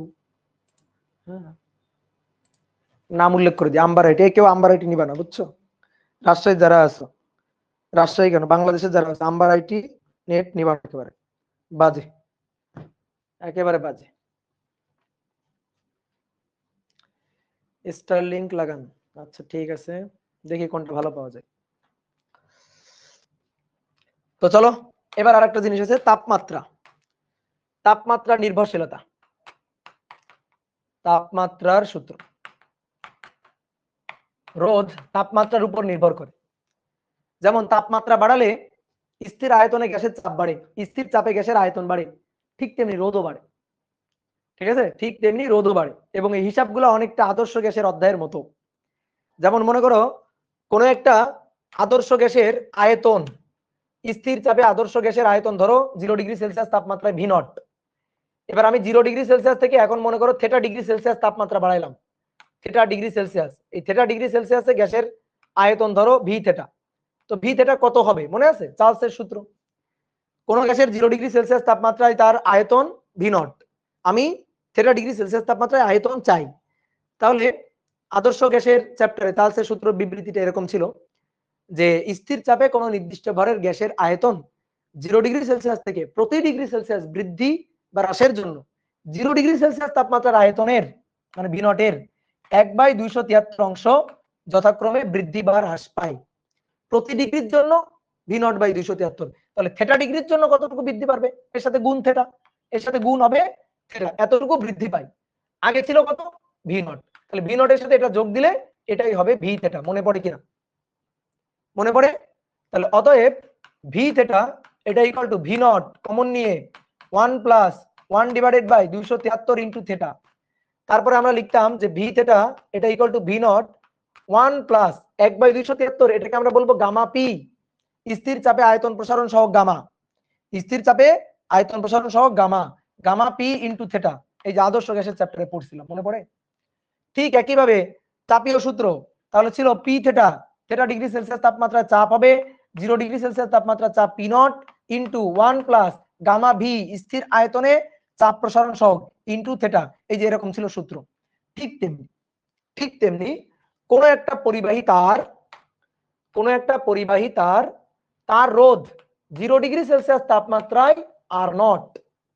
এখন তাপমাত্রা বাড়ানো হইলো, তাপমাত্রা বাড়িয়ে থেটা ডিগ্রি সেলসিয়াস করা হইলো, তাহলে থেটা ডিগ্রি সেলসিয়াস তাপমাত্রায় রোধ আর থেটা কত হবে? তাহলে রোধ আর থেটা হবে আর নট, অর্থাৎ 0 ডিগ্রি সেলসিয়াস তাপমাত্রায় তার যে রোধ তার সাথে গুণ 1 প্লাস আলফা, গামা না, গামা ছিল, গামা হবে না, আলফা ইন্টু থেটা। এইটাই হচ্ছে আমাদের সূত্র, এটাই হচ্ছে আমাদের তাপমাত্রার উপর রোধের নির্ভরশীলতা। তাপমাত্রা বাড়ালে পরিবাহীর রোধ বাড়ে, তাপমাত্রা বাড়ালে পরিবাহীর রোধ বাড়ে। আর এই যে থেটা সরি আলফা, এর পরিচয় হচ্ছে রোধের উষ্ণতা প্রসারণ সহগ, রোধের উষ্ণতা প্রসারণ সহগ, রোধের উষ্ণতা প্রসারণ সহগ, ঠিক আছে, বা রোধ প্রসারণ সহগ, ঠিক আছে। গামা পি অংশটা আরেকবার বলেন। গামা পি, এই যে গামা পি 1/273 কে গামা পি লিখতাম না আদর্শ গ্যাসের চ্যাপ্টারে, পড়ছো না, ভুলে গেছো? গামা পি হচ্ছে স্থির চাপে আয়তন প্রসারণ সহগ, আর গামা ভি হচ্ছে স্থির আয়তনে চাপ প্রসারণ সহগ। এটা চাপের পরিবর্তন, এই কারণে চাপ প্রসারণ সহগ। এটা আয়তন বের করছি, এটা হচ্ছে আয়তন প্রসারণ সহগ। এই হচ্ছে কাহিনী, ঠিক আছে। এবার আমি যদি আলফাটা বের করতে চাই, এখান থেকে যদি আলফাটা বের করি, তাহলে R theta equal to R not alpha theta. আমি যদি আলফা ইকুয়াল টু কত সেটা বের করতে চাই, তাহলে এখান থেকে আর নট আলফা থেটা এটা equal to R theta minus R naught. তাহলে অতএব alpha equal to R theta minus R naught divided by R naught theta, divided by R naught theta. এটা হচ্ছে রোধের উষ্ণতা প্রসারণ সহগ আলফা। তো আমাদের এই সূত্রটা লাগবে না, এটা দরকার নেই, এটা মাথায় রাখলে সব ম্যাথ পারা যাবে, ঠিক আছে, এটা মাথায় রাখলেই সব ম্যাথ পারা যাবে, বুঝতে পারছো? ওকে, চলো।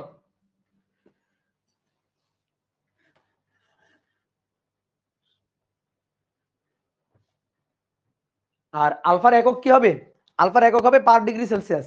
এই যে দেখো, এই যে আলফা ইন্টু থেটা আছে না, তো এটা কি এক না? একের কি কোনো মাত্রা বা সহগ আছে? নেই। তাহলে এর সাথে যা যোগ হবে তারও কোনো মাত্রা বা হচ্ছে একক থাকা যাবে না। তাহলে থেটা যদি ডিগ্রি সেলসিয়াস হয় তাহলে আলফা থেটা হবে পার ডিগ্রি সেলসিয়াস। তাহলে আলফার একক হচ্ছে পার ডিগ্রি সেলসিয়াস, আলফার একক, ঠিক আছে, আলফার একক হচ্ছে পার ডিগ্রি সেলসিয়াস। রেদান বলছে দাদা বেশি ঘুমালে আরো ঘুম পাই কেন? ফিজিক্সের লজিক কি বিষয়ে? কম ঘুমাবা তাহলে ঘুম পাবে না, এই তো লজিক। সমাধান দিয়ে দিলাম, লজিক লাগবে না, তোমার সমাধান দিয়ে দিলাম, তোমাকে সমাধান দিয়ে দিলাম, বুঝলা?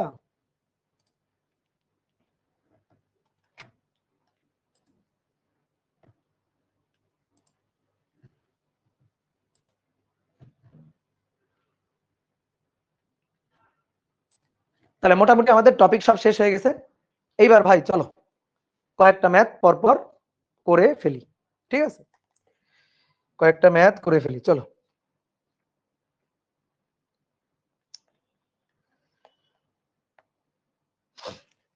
এক নম্বর, একটা পরিবাহী তার আঁকা আছে, এই পরিবাহী তারের মধ্য দিয়ে 10 অ্যাম্পিয়ার তড়িৎ প্রবাহ হচ্ছে, আর এই পরিবাহীর ডি অর্থাৎ ব্যাস, এটা বলা আছে 2 মিলিমিটার, 2 মিলিমিটার। আর আধান বাহক 8.4 ইন্টু 10⁻28 পার মিটার কিউব। মানে কি পার মিটার কিউব মানে কি বলো? একক আয়তনে প্রতি মিটার কিউবে আধান বাহক এতগুলো, অর্থাৎ একক আয়তনে আধান বাহক দেওয়া আছে ছোট হাতের n। আমাদের তাড়ন বেগ প্রবাহ ঘনত্ব এবং একক সময়ে প্রস্থচ্ছেদের মধ্য দিয়ে প্রবাহিত ইলেকট্রনের সংখ্যা, একক সময়ে মানে প্রতি সেকেন্ডে প্রস্থচ্ছেদের মধ্য দিয়ে প্রবাহিত আধান বাহক সংখ্যা,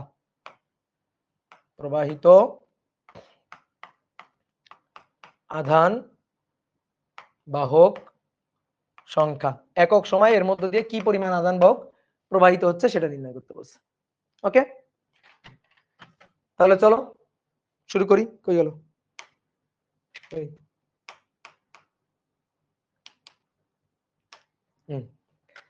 তাহলে চলো শুরু করি। তাহলে প্রথমে কি চাইছে? তাড়ন বেগ। ভাই তাড়ন বেগ I = NAVE, তাড়ন বেগ v লাগবে। তাহলে তড়িৎ প্রবাহ 10 অ্যাম্পিয়ার দেওয়া আছে, ভালো কথা। একক আয়তনে আধান বাহক, যে প্রতি মিটার কিউবে আধান বাহক সংখ্যা দেওয়া আছে, তাহলে এটা হচ্ছে ছোট হাতের n, 8.4 ইন্টু 10⁻28, বুঝছো? এবার গুণ এ হচ্ছে প্রস্থচ্ছেদের ক্ষেত্রফল। তাহলে প্রস্থচ্ছেদের ক্ষেত্রফল হচ্ছে এইটা। তো প্রস্থচ্ছেদের ক্ষেত্রফল তো দেওয়া নেই, আমাদের দেওয়া আছে ব্যাস। তাহলে ব্যাসার্ধ কত? ব্যাসার্ধ r হচ্ছে 2 মিলিমিটারের অর্ধেক 1 মিলিমিটার। তাহলে প্রস্থচ্ছেদের ক্ষেত্রফল হচ্ছে পাই r স্কয়ার। তাহলে পাই 1 ইন্টু 10⁻³ তার square, V 1.6 into 10⁻19।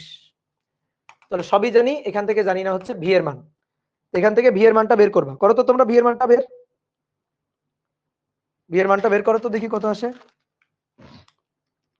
10/8.4 exponential function 28 গুণ 3.1416 ইন্টু 1 এক্সপোনেনশিয়াল ফাংশন -3 তার স্কয়ার ইন্টু 1.6 এক্সপোনেনশিয়াল ফাংশন -19।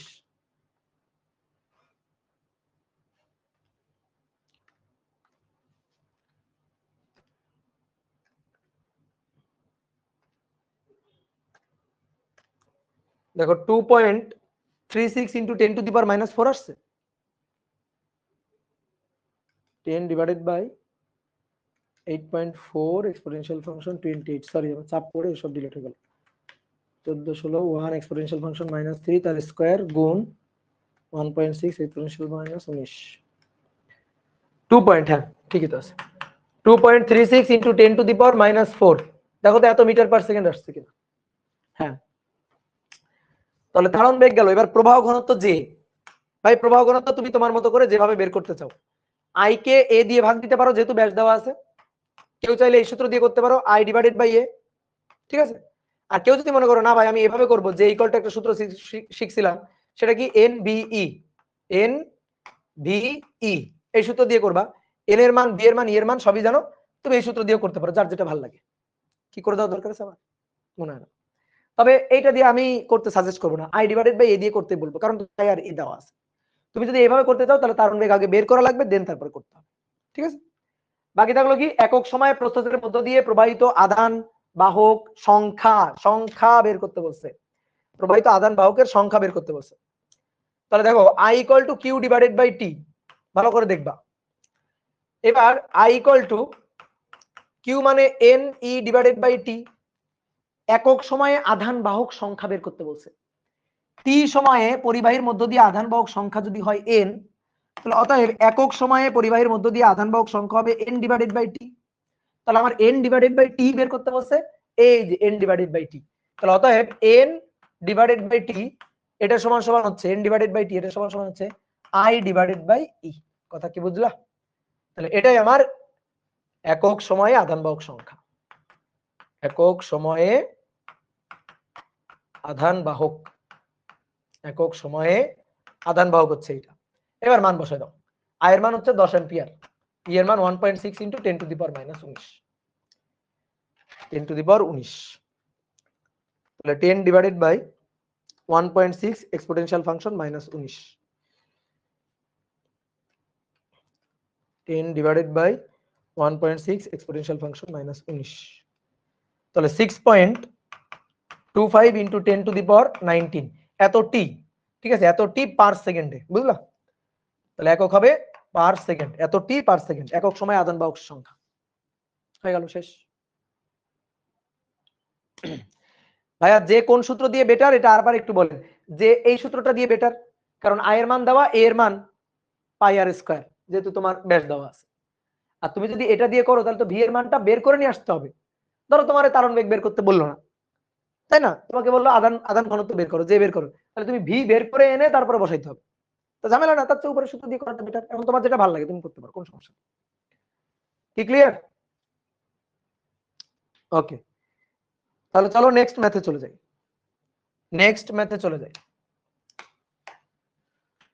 2 নম্বর, আরো একটা পরিবাহী তারের খন্ডাংশ একে দেওয়া আছে, এর মধ্য দিয়ে তড়িৎ প্রবাহ 1.5 অ্যাম্পিয়ার এবং এর প্রস্থচ্ছেদের ক্ষেত্রফল এ বলে দেওয়া আছে 4 into 10 to the power minus 6 metre square.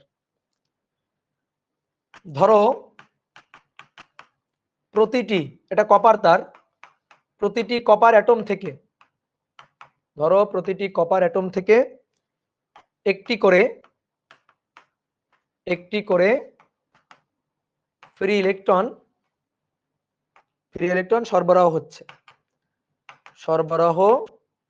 হচ্ছে, ঠিক আছে। আর কপারের ঘনত্ব 8 into 10 to the power 3 KG per metre cube, কপারের তারের ঘনত্ব।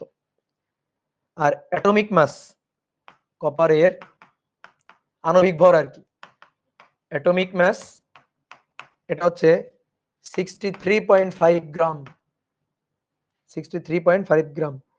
তাড়ন বেগ নির্ণয় করতে বলছে, আধান বাহকের এই পরিবাহীর মধ্য দিয়ে তাড়ন বেগ নির্ণয় করো, খুব সুন্দর একটা কোশ্চেন। এই পরিবাহীর মধ্য দিয়ে আধান বাহকের তাড়ন বেগ নির্ণয় করতে বলছে। I equal to N A V E, তাহলে তাড়ন বেগ V equal to I divided by N A E, যেখানে এন এর পরিচয় হচ্ছে একক আয়তন আধান বাহক সংখ্যা, এন এর পরিচয়, যেখানে এন এর পরিচয়, ছোট হাতের এন এর পরিচয় একক আয়তনে আধান বাহক সংখ্যা। তোমার এখানে আধান বাহকের সংখ্যা দেওয়া নেই, এর মান দেওয়া আছে, হ্যাঁ এর মান লাগবে, আয়ের মান দেওয়া আছে, আয়ের মান লাগবে, ই এর মান আমি জানি, তাহলে তাড়ন বেগ বের করতে গেলে আয়ের মান জানা, এর মান জানা, ই এর মান আমি জানি 1.6 ইন্টু 10 টু দি মাইনাস 19 আমি জানি, ঝামেলা লাগাইছে এন, একক আয়তনে আধান বাহক সংখ্যা কত বলে দেওয়া নেই। কিন্তু আগের ম্যাথটাতে দেখো আধান বাহক সংখ্যা বলে দেওয়া ছিল এতটি পার মিটার কিউব, অর্থাৎ একক আয়তনে আধান বাহক সংখ্যা। এই তোমাকে একটা কথা বলি, অনেক সময় কিন্তু এরকমও থাকতে পারে, তখন কিন্তু একটু চালাক হইতে হবে নিজে, ঠিক আছে। অনেক সময় ধরো এরকম থাকতে পারে, এমন থাকলে ধরো আধান বাহক সংখ্যা বললো 8.4 ইন্টু 10 টু দি পাওয়ার 28 এত পার সেন্টিমিটার কিউব, এরকম বললো, প্রতি মিটার কিউবে না, পার সেন্টিমিটার কিউবে যদি বলে দেয় কোনো সমস্যা নেই। এরকম যদি থাকে তাহলে এইভাবে লিখবা 8.4 ইন্টু 10 টু দি পাওয়ার 28 এতটি পার সেন্টিমিটার কিউবে, অর্থাৎ 1 সেন্টিমিটার কিউব।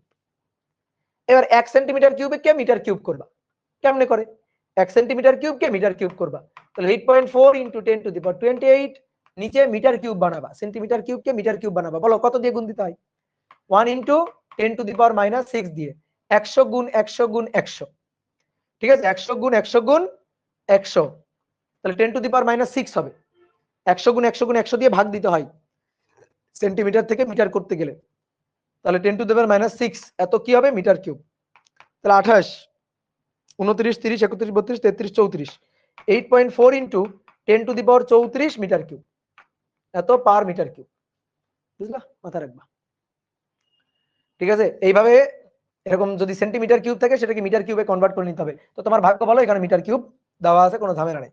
তো এরকম কোনো তথ্য কিন্তু এখানে দেওয়া নেই, এরকম কোনো তথ্য এই ম্যাথটাতে দেওয়া নেই, তাহলে যেহেতু দেওয়া নেই সেহেতু হিসাব করে নিতে হবে।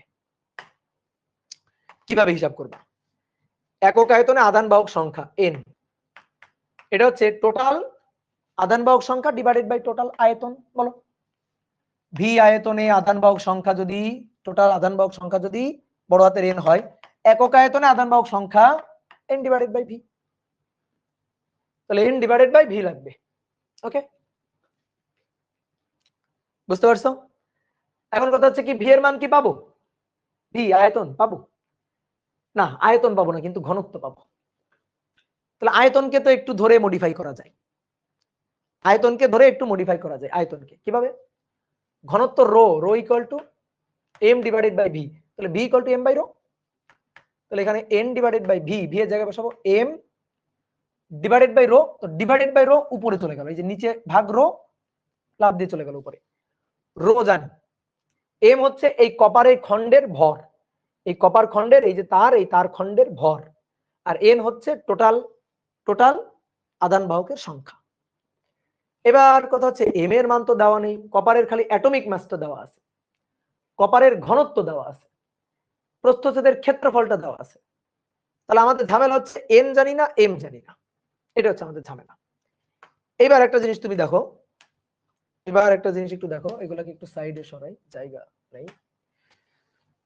এবার তুমি একটা জিনিস একটু দেখো,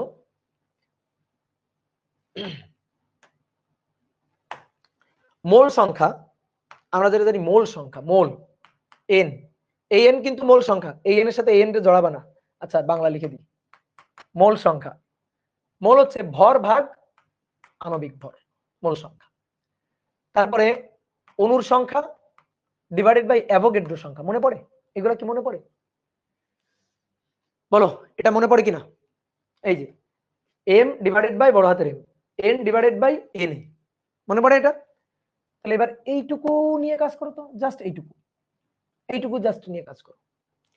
এইটুকু নিয়ে যদি তুমি কাজ করো, দেখো এইটুকু নিয়ে যদি তুমি দেখো, তাহলে এটা হচ্ছে টোটাল আধান বাহক সংখ্যা, এটা হচ্ছে টোটাল ভর, আণবিক ভর, অ্যাভোগাড্রো সংখ্যা। তাহলে আমি যদি বলি অতএব, অতএব N divided by M divided by M, M এই এন এর নিচে এম কে নিয়ে গেলাম, তাহলে এম এর সাথে গুণ হচ্ছে অ্যাভোগাড্রো সংখ্যা ডিভাইডেড বাই আণবিক ভর বড় হাতের এম না, দেখো এন এর নিচে ছোট হাতের এম কে নিয়ে গেলাম, আর এটাকে এখানে নিয়ে আসলাম, তাহলে অ্যাভোগাড্রো সংখ্যা ডিভাইডেড বাই এম, কোনাকুনি গুণ করো, দেখো একই জিনিস পাবে। তাহলে কাহিনী হচ্ছে এবার N divided by M, N divided by M মানে এই যে অ্যাভোগাড্রো সংখ্যা ঘনত্ব ডিভাইডেড বাই আণবিক ভর। তাহলে এবার এই এই যে একক আয়তন আধান বাহক সংখ্যা, এইটা নিয়ে আমরা এখানে বসাই দিব, তাহলেই কাজ শেষ। ঠিক আছে, খুবই সহজ ম্যাথ, জাস্ট একটু বুদ্ধি খাটাইতে হবে। তাহলে অ্যাভোগাড্রো সংখ্যা রো ডিভাইডেড বাই বড় হাতের এম, এবার এ ইন্টু ই, আই এর মান 1.5, ঠিক আছে। অ্যাভোগাড্রো সংখ্যা 6.02 ইন্টু 10 টু দি পাওয়ার 23, ঘনত্ব 8 ইন্টু 10 টু দি পাওয়ার 3,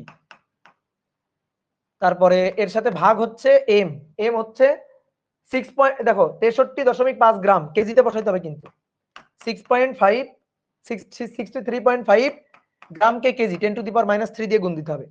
তারপরে এর সাথে এ গুণ ই গুণ, তাহলে গুণ এ হচ্ছে 4 ইন্টু 10 টু দি পাওয়ার -6, তার সাথে গুণ ই, এর মান 1.6 ইন্টু 10 টু দি পাওয়ার -19, বুঝলা? 10 টু দি পাওয়ার -19, দেখো দেখা যাচ্ছে না, ওই পাশে একটু দেখা যাচ্ছে না, আচ্ছা এই পাশে সরাই নিয়ে আসি। এই কি হলো,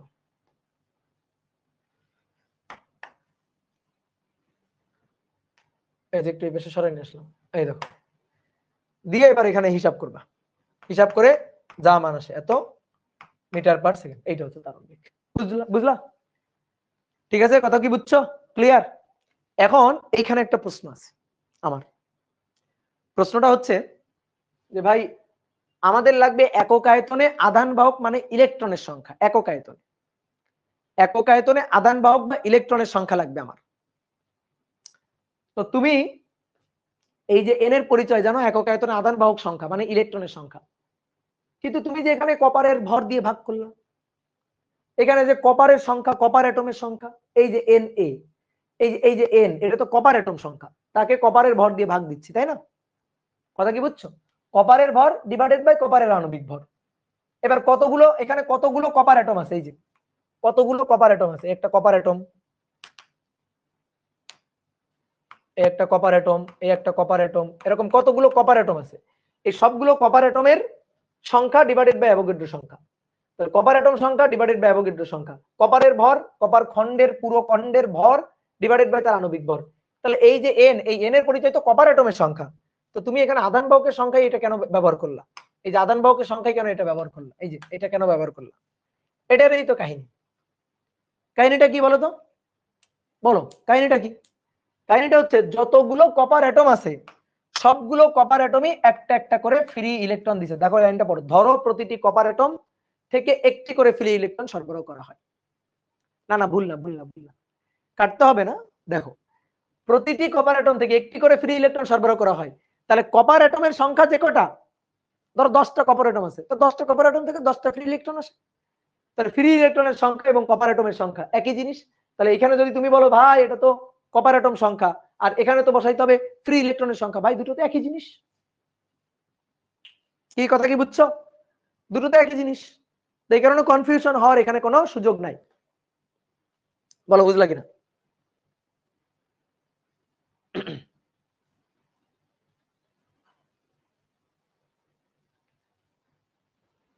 ওকে, ঠিক আছে। তাহলে এবার চলো সামনে আগাই, সামনে আগাই, আরো কিছু ম্যাথ করি দেখি, চলো। বলা হচ্ছে একই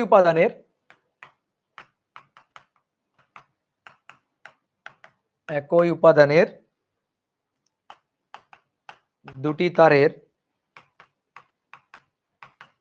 দৈর্ঘ্যের অনুপাত, এটা এমসিকিউ, দৈর্ঘ্যের অনুপাত 2:3 আর ব্যাসের অনুপাত 2:1, ব্যাসের অনুপাত 2:1। প্রথম কোশ্চেন, আপেক্ষিক রোধের অনুপাত, আপেক্ষিক রোধের অনুপাত কত? আর দ্বিতীয় কোশ্চেন হচ্ছে তাদের রোধের অনুপাত কত, তাদের রোধের অনুপাত কত। ওকে, নাও শুরু করি, চলো। আপেক্ষিক পড়ো, আপেক্ষিক রোধের অনুপাত কত? রো 1 রো 2 1:1, অ্যান্সার শেষ। এটার করার জন্য কোনো ম্যাথ করার দরকার নেই। কিভাবে? একই উপাদান, শেষ। উপাদান একই, এবার তার যা হবে হোক, আপেক্ষিক রোধ একই থাকবে, উপাদানের উপর নির্ভর করে, শেষ। এইবার আসো তাদের রোধের অনুপাত চাইছে, এবার R1 R2 এর অনুপাত। তাহলে দুটো তার, তাদের দৈর্ঘ্যের অনুপাত, দৈর্ঘ্যের অনুপাত 2:1, সরি 2:3। তাহলে L1 L2 2:3। আর ব্যাসের অনুপাত, ভাই ব্যাসের অনুপাত মানে D1 D2 অথবা R1 R2, কারণ ব্যাসের অনুপাত মানে ব্যাসার্ধের অনুপাত, ব্যাসের অনুপাত যা ব্যাসার্ধের অনুপাতও তাই। তাহলে আমাদের লাগবে A1 A2, A1 divided by A2। তাহলে R1 R2 এটা হচ্ছে 2:1।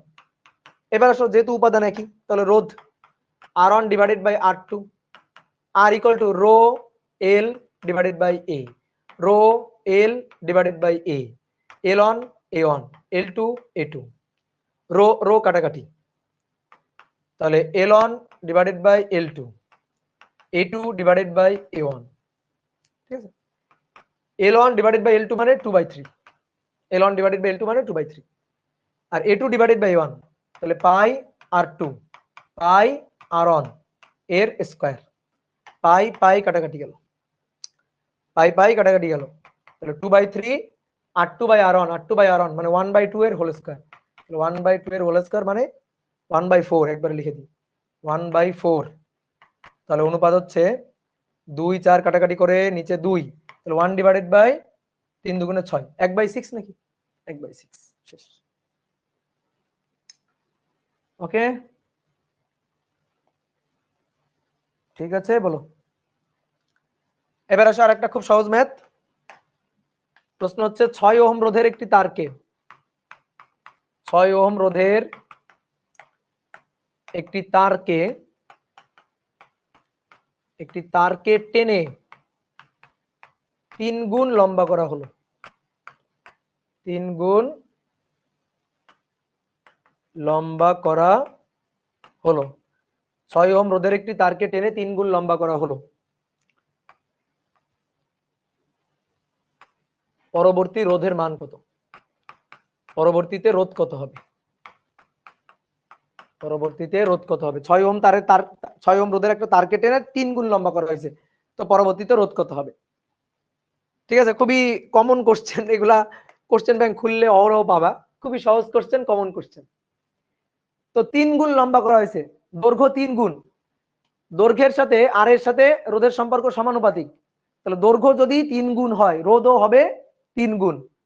ঠিক আছে, দৈর্ঘ্য যদি 3 গুণ করা হয় রোধও হবে 3 গুণ, তাহলে 3 গুণ হলে 6 গুণ 3 318। উত্তর হচ্ছে না, 318 না। যদি কোশ্চেন এরকম করতো, দেখো কোশ্চেনটা যদি এরকম থাকতো যে 6 ওহম রোধের একটি তারের দৈর্ঘ্য 3 গুণ হলে, দৈর্ঘ্য 3 গুণ করা হলে 3 গুণ হলে রোধ কত? রোধ কত? এরকম যদি হইতো তাহলে আর হয়তো 6 গুণ 3 3 6 18। কোশ্চেনটা যদি এরকম থাকতো, ঠিক আছে, কিন্তু কোশ্চেনটা এরকম না। ঠিক আছে, এরকম হলে এরকম তো, কিন্তু কোশ্চেনটা এরকম না। তো ঝামেলা কোথায়? ঝামেলা হচ্ছে টেনে কথাটাতে, টেনে লম্বা, এই এটাতে ঝামেলা। তাহলে ধরো তারটা ছিল এরকম, টেনে 3 গুণ, 1 গুণ, 2 গুণ, 3 গুণ, টেনে যদি এরভাবে লম্বা করা হয় তাহলে প্রস্থচ্ছেদ এরকম থাকবে না, প্রস্থচ্ছেদ কমে আসবে। যদি টেনে লম্বা করা হয় সরু হয়ে যাবে তারটা, এরকম সরু হয়ে যাবে। তাহলে এর প্রস্থচ্ছেদ যা ছিল তার চেয়ে অনেক কমে যাবে, কিন্তু লম্বা হয়েছে 3 গুণ। তাহলে এটা 3l একই উপাদান রো রো, প্রস্থচ্ছেদ a1, প্রস্থচ্ছেদ a2, রোধ r1 6 ওহম, রোধ r2 কত হবে বের করতে চাই, টেনে 3 গুণ লম্বা। এই হচ্ছে কাহিনী। তাহলে এবার দুইটাকে ভাগ দিয়ে দাও, r1 বাই r2, এটা হচ্ছে রো, l1 মানে l divided by a1, rho l2 মানে 3l ডিভাইডেড বাই a2। তাহলে রো রো কাটা, রো কাটা, r1 এর মান 6, r2 এর মান বের করতে চাই, l ও কাটা, তাহলে 1/3 আর উপরে a2 নিচে a1। এবার দেখো r2 এর মান বের করতে চাইলে a2 a1 এর অনুপাত লাগবে, দেওয়া নেই। টেনে লম্বা করছি, টেনে লম্বা হয়ে গেছে, তো টেনে লম্বা করছি আমি, টেনে লম্বা করলে আয়তন তো সেম আছে, দৈর্ঘ্য বেশি হয়ে গেছে, প্রস্থচ্ছেদ কমে গেছে, আয়তন সেম আছে, বা ভর সেম আছে, ভর সেম আছে বলতে পারি। তাহলে ভর m সমান সমান m ইনিশিয়াল m ফাইনাল, তো দুইটা সেম আছে। এবার m equal to rho V, rho ঘনত্ব সেম আছে, ভি, ঠিক আছে, ভি ধরো আগের v1 আর rho v2, rho same, rho কাটাকাটি, তাহলে v1 সমান সমান v2। এবার v ইকুয়াল টু প্রস্থচ্ছেদ গুণ দৈর্ঘ্য, অর্থাৎ a1 3l, sorry a1 l আর a2 3l, l কাটাকাটি, আমার লাগবে a2 বাই a1 কত, তাহলে a2 বাই a1 তাহলে 1/3, a2 বাই a1 মানে 1/3। তাহলে এখান থেকে 6 ভাগ r2 1/3, a2 বাই a1 মানে 1/3, 3 × 9, 6 নং 54, অতএব r2 হচ্ছে 54 ওহম। শেষ, বুঝলা? এইবার শোনো, এই ম্যাথ তো প্রচুর আসে, এই যে তোমরা অনেকে উত্তর বলে দিছিলা সাথে সাথে উত্তর যখন এখানে বলে দিছো, কেন বলছো, কেমনে বলছো? তুমি বলতে পারছো, উত্তরটা বলতে পারছো শর্টকাট দিয়ে। কোন শর্টকাট? এই যে তোমার শেখাই দিই, টেনে লম্বা করলে r2 হবে n² r1, এটা হচ্ছে শর্টকাট।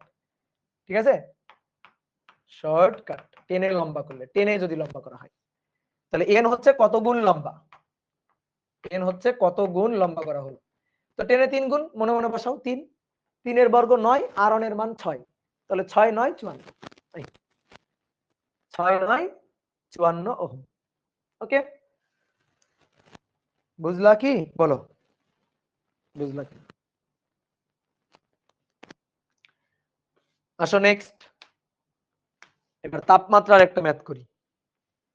বলা হচ্ছে 20 ডিগ্রি সেলসিয়াস, 20 ডিগ্রি সেলসিয়াস তাপমাত্রায় পরিবাহী তারের রোধ, তাপমাত্রায় একটা পরিবাহী তারের রোধ 32.2 ওহম। আরো 10 ডিগ্রি সেলসিয়াস, আরো 10 ডিগ্রি সেলসিয়াস পরিবর্তনে রোধ হয়, পরিবর্তনে তারের রোধ হয় 34.3 ওহম। তাহলে আলফার মান কত বের করতে হবে, আর 50 ডিগ্রি সেলসিয়াস তাপমাত্রায় রোধ কত বের করতে হবে, তাপমাত্রায় রোধ কত বের করতে হবে। আলফা কি রোধের উষ্ণতা প্রসারণ সহ, ঠিক আছে, আলফা কি রোধের উষ্ণতা প্রসারণ সহ, বুঝলা? তাহলে দেখো কি বলছে, 20 ডিগ্রি সেলসিয়াস তাপমাত্রায় পরিবাহী তারের রোধ হচ্ছে এত, আরো 10 ডিগ্রি সেলসিয়াস পরিবর্তনে রোধ হয়, তারের রোধ হয় এত। আরো 10 ডিগ্রি সেলসিয়াস মানে কি, মানে হচ্ছে 20 ছিল আরো 10 ডিগ্রি মানে 30। তাহলে ব্যাপারটা কি, 20 ডিগ্রি সেলসিয়াসের রোধ এত, 30 ডিগ্রি সেলসিয়াসের রোধ এত, তাহলে 50 ডিগ্রি সেলসিয়াসের রোধ কত, এই হচ্ছে কোশ্চেন, বুঝলা? এখন একটা কথা আছে, আমাদের বলছে আরো 10 ডিগ্রি সেলসিয়াস পরিবর্তনে রোধ, পরিবর্তন।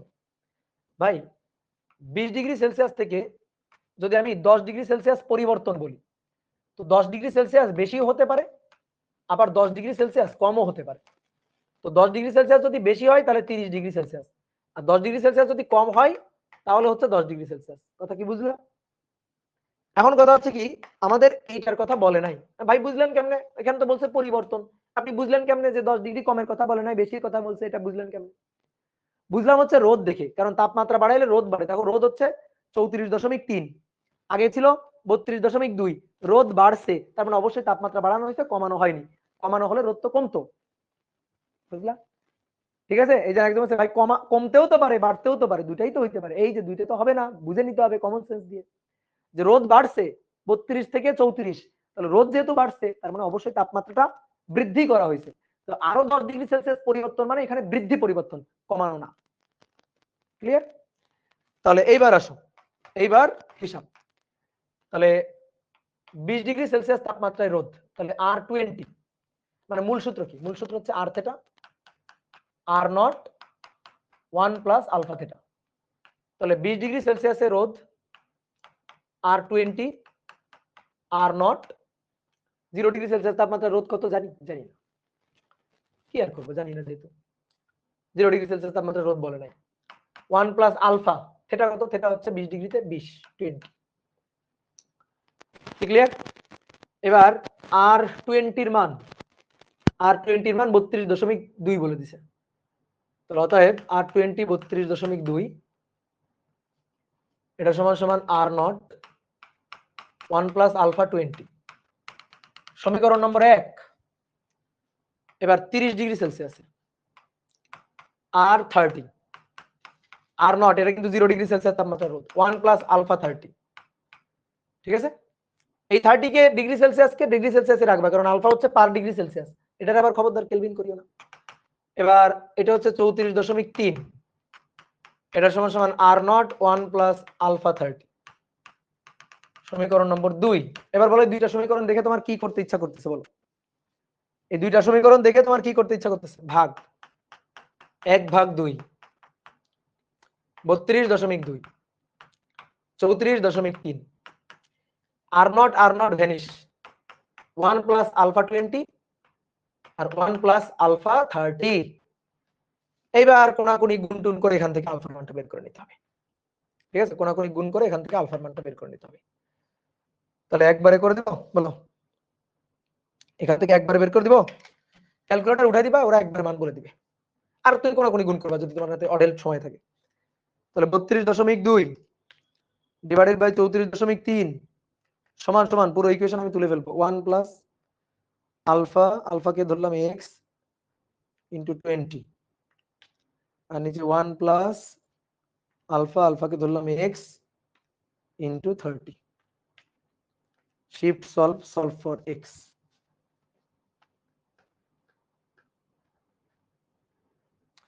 Shift solve, solve for x. আয় আয় আয় আয় আয়, আসে না তো, 7, হ্যাঁ আসছে।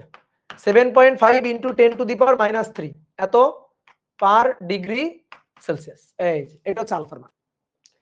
এবার বলছে 50 ডিগ্রি সেলসিয়াস তাপমাত্রা রোধ কত? ভাই সহজ, 50 ডিগ্রি সেলসিয়াস তাপমাত্রায় রোধ কত? সহজ, বলো কেমনে করবা? 50 ডিগ্রি সেলসিয়াস তাপমাত্রায় রোধ কত, কিভাবে করবা বলো?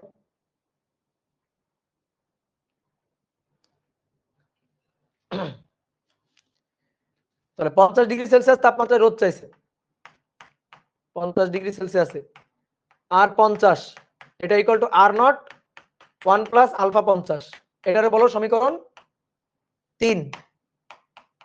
এবার 1 আর 3 অথবা 2 আর 3 যে কোনো একটা নাও, 1/3, তাহলে 32.2 ডিভাইডেড বাই আর 50, তারপরে আর নট কাটা 1 প্লাস আলফা 20, আর এখানে 1 প্লাস আলফা 50।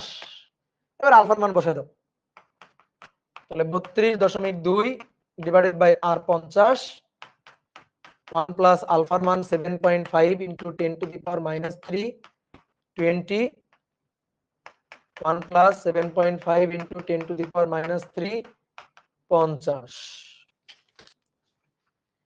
তাহলে 1 প্লাস 7.5 এক্সপোনেনশিয়াল ফাংশন -3 গুণ 20 নিচে 1 প্লাস 7.5 এক্সপোনেনশিয়াল ফাংশন -3 গুণ 50। ঠিক আছে, ওকে, 32.5 ভাগ অ্যান্সার, তাহলে হবে 38.85। অতএব আর 50 হচ্ছে 38.85 ওহম। দেখো আসছে কিনা, yes 38.85 ohm. Good good good good.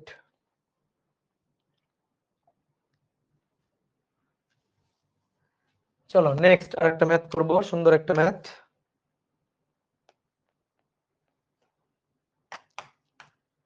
বলা হচ্ছে 10 সেন্টিমিটার দৈর্ঘ্যের একটি তারের রোধ, দৈর্ঘ্যের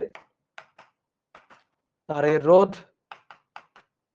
10 ওহম, তারটিকে বৃত্তাকারে বাঁকানো হলো, তারটিকে বৃত্তাকারে বাঁকানো হলো।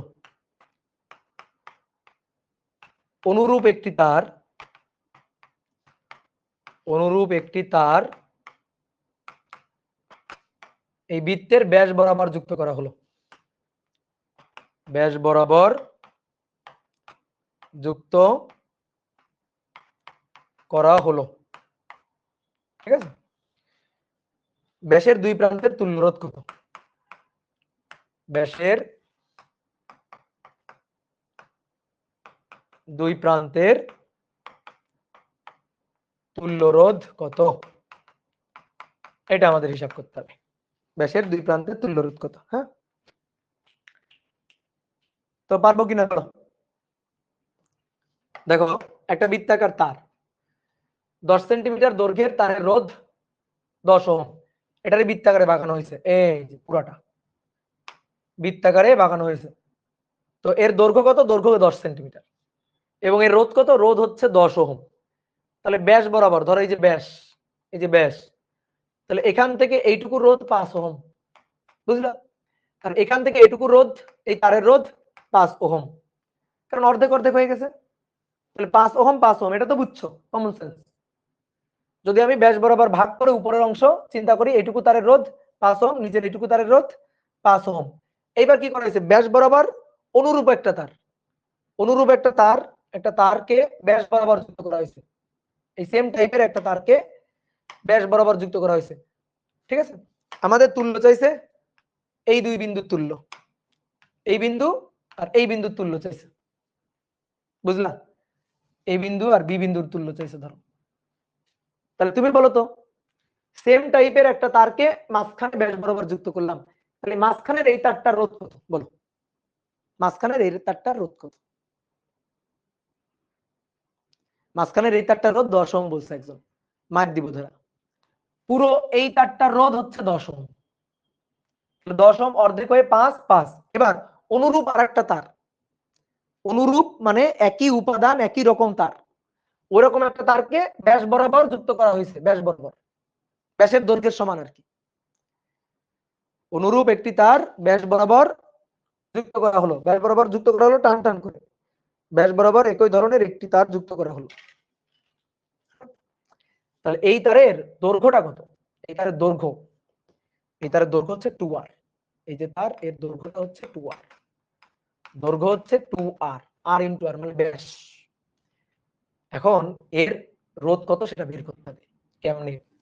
পুরো এই যে তারটা ছিল, পুরো তারটা এই বৃত্তের পরিধি, পুরো তারটা বৃত্তের পরিধি, তাহলে 2 পাই r এর রোধ, রোধ 10 ওহম, 2 পাই r এর রোধ 10 ওহম।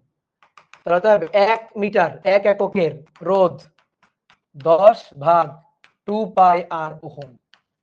অতএব আমার লাগবে 2r দৈর্ঘ্যের রোধ। তাহলে 2r দৈর্ঘ্যের রোধ 10 divided by 2 pi r into 2r, তাহলে 2r 2r কাটাকাটি, তাহলে এটা হচ্ছে 10 ভাগ পাই ওহম, বুঝলা? 10 ভাগ পাই ওহম, তাহলে এটুকু রোধ হচ্ছে 10 ভাগ পাই ওহম। তাহলে এবার তিনটা রোধ সমান্তরাল আছে, এই একটা রোধ, এই একটা রোধ, এই একটা রোধ, তিনটা রোধ সমান্তরাল আছে। এই যে উপরের তারটা রোধ হচ্ছে 5, নিচের তারটা রোধ হচ্ছে 5, আর মাঝখানে এই তারটা রোধ হচ্ছে 10 ভাগ পাই। এবার এরা কিসে আছে? সমান্তরালে। তাহলে তুল্য বের করতে হবে আর, আর পি। তাহলে 1/5, 1/5 আর পাই/10 তার ইনভার্স, বুঝলা? Googly type question. 5 inverse plus 5 inverse plus 3.1416 ভাগ 10,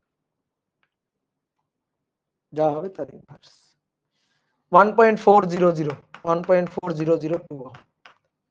ঠিক আছে, 1.4002 ওহম মানে 1.4।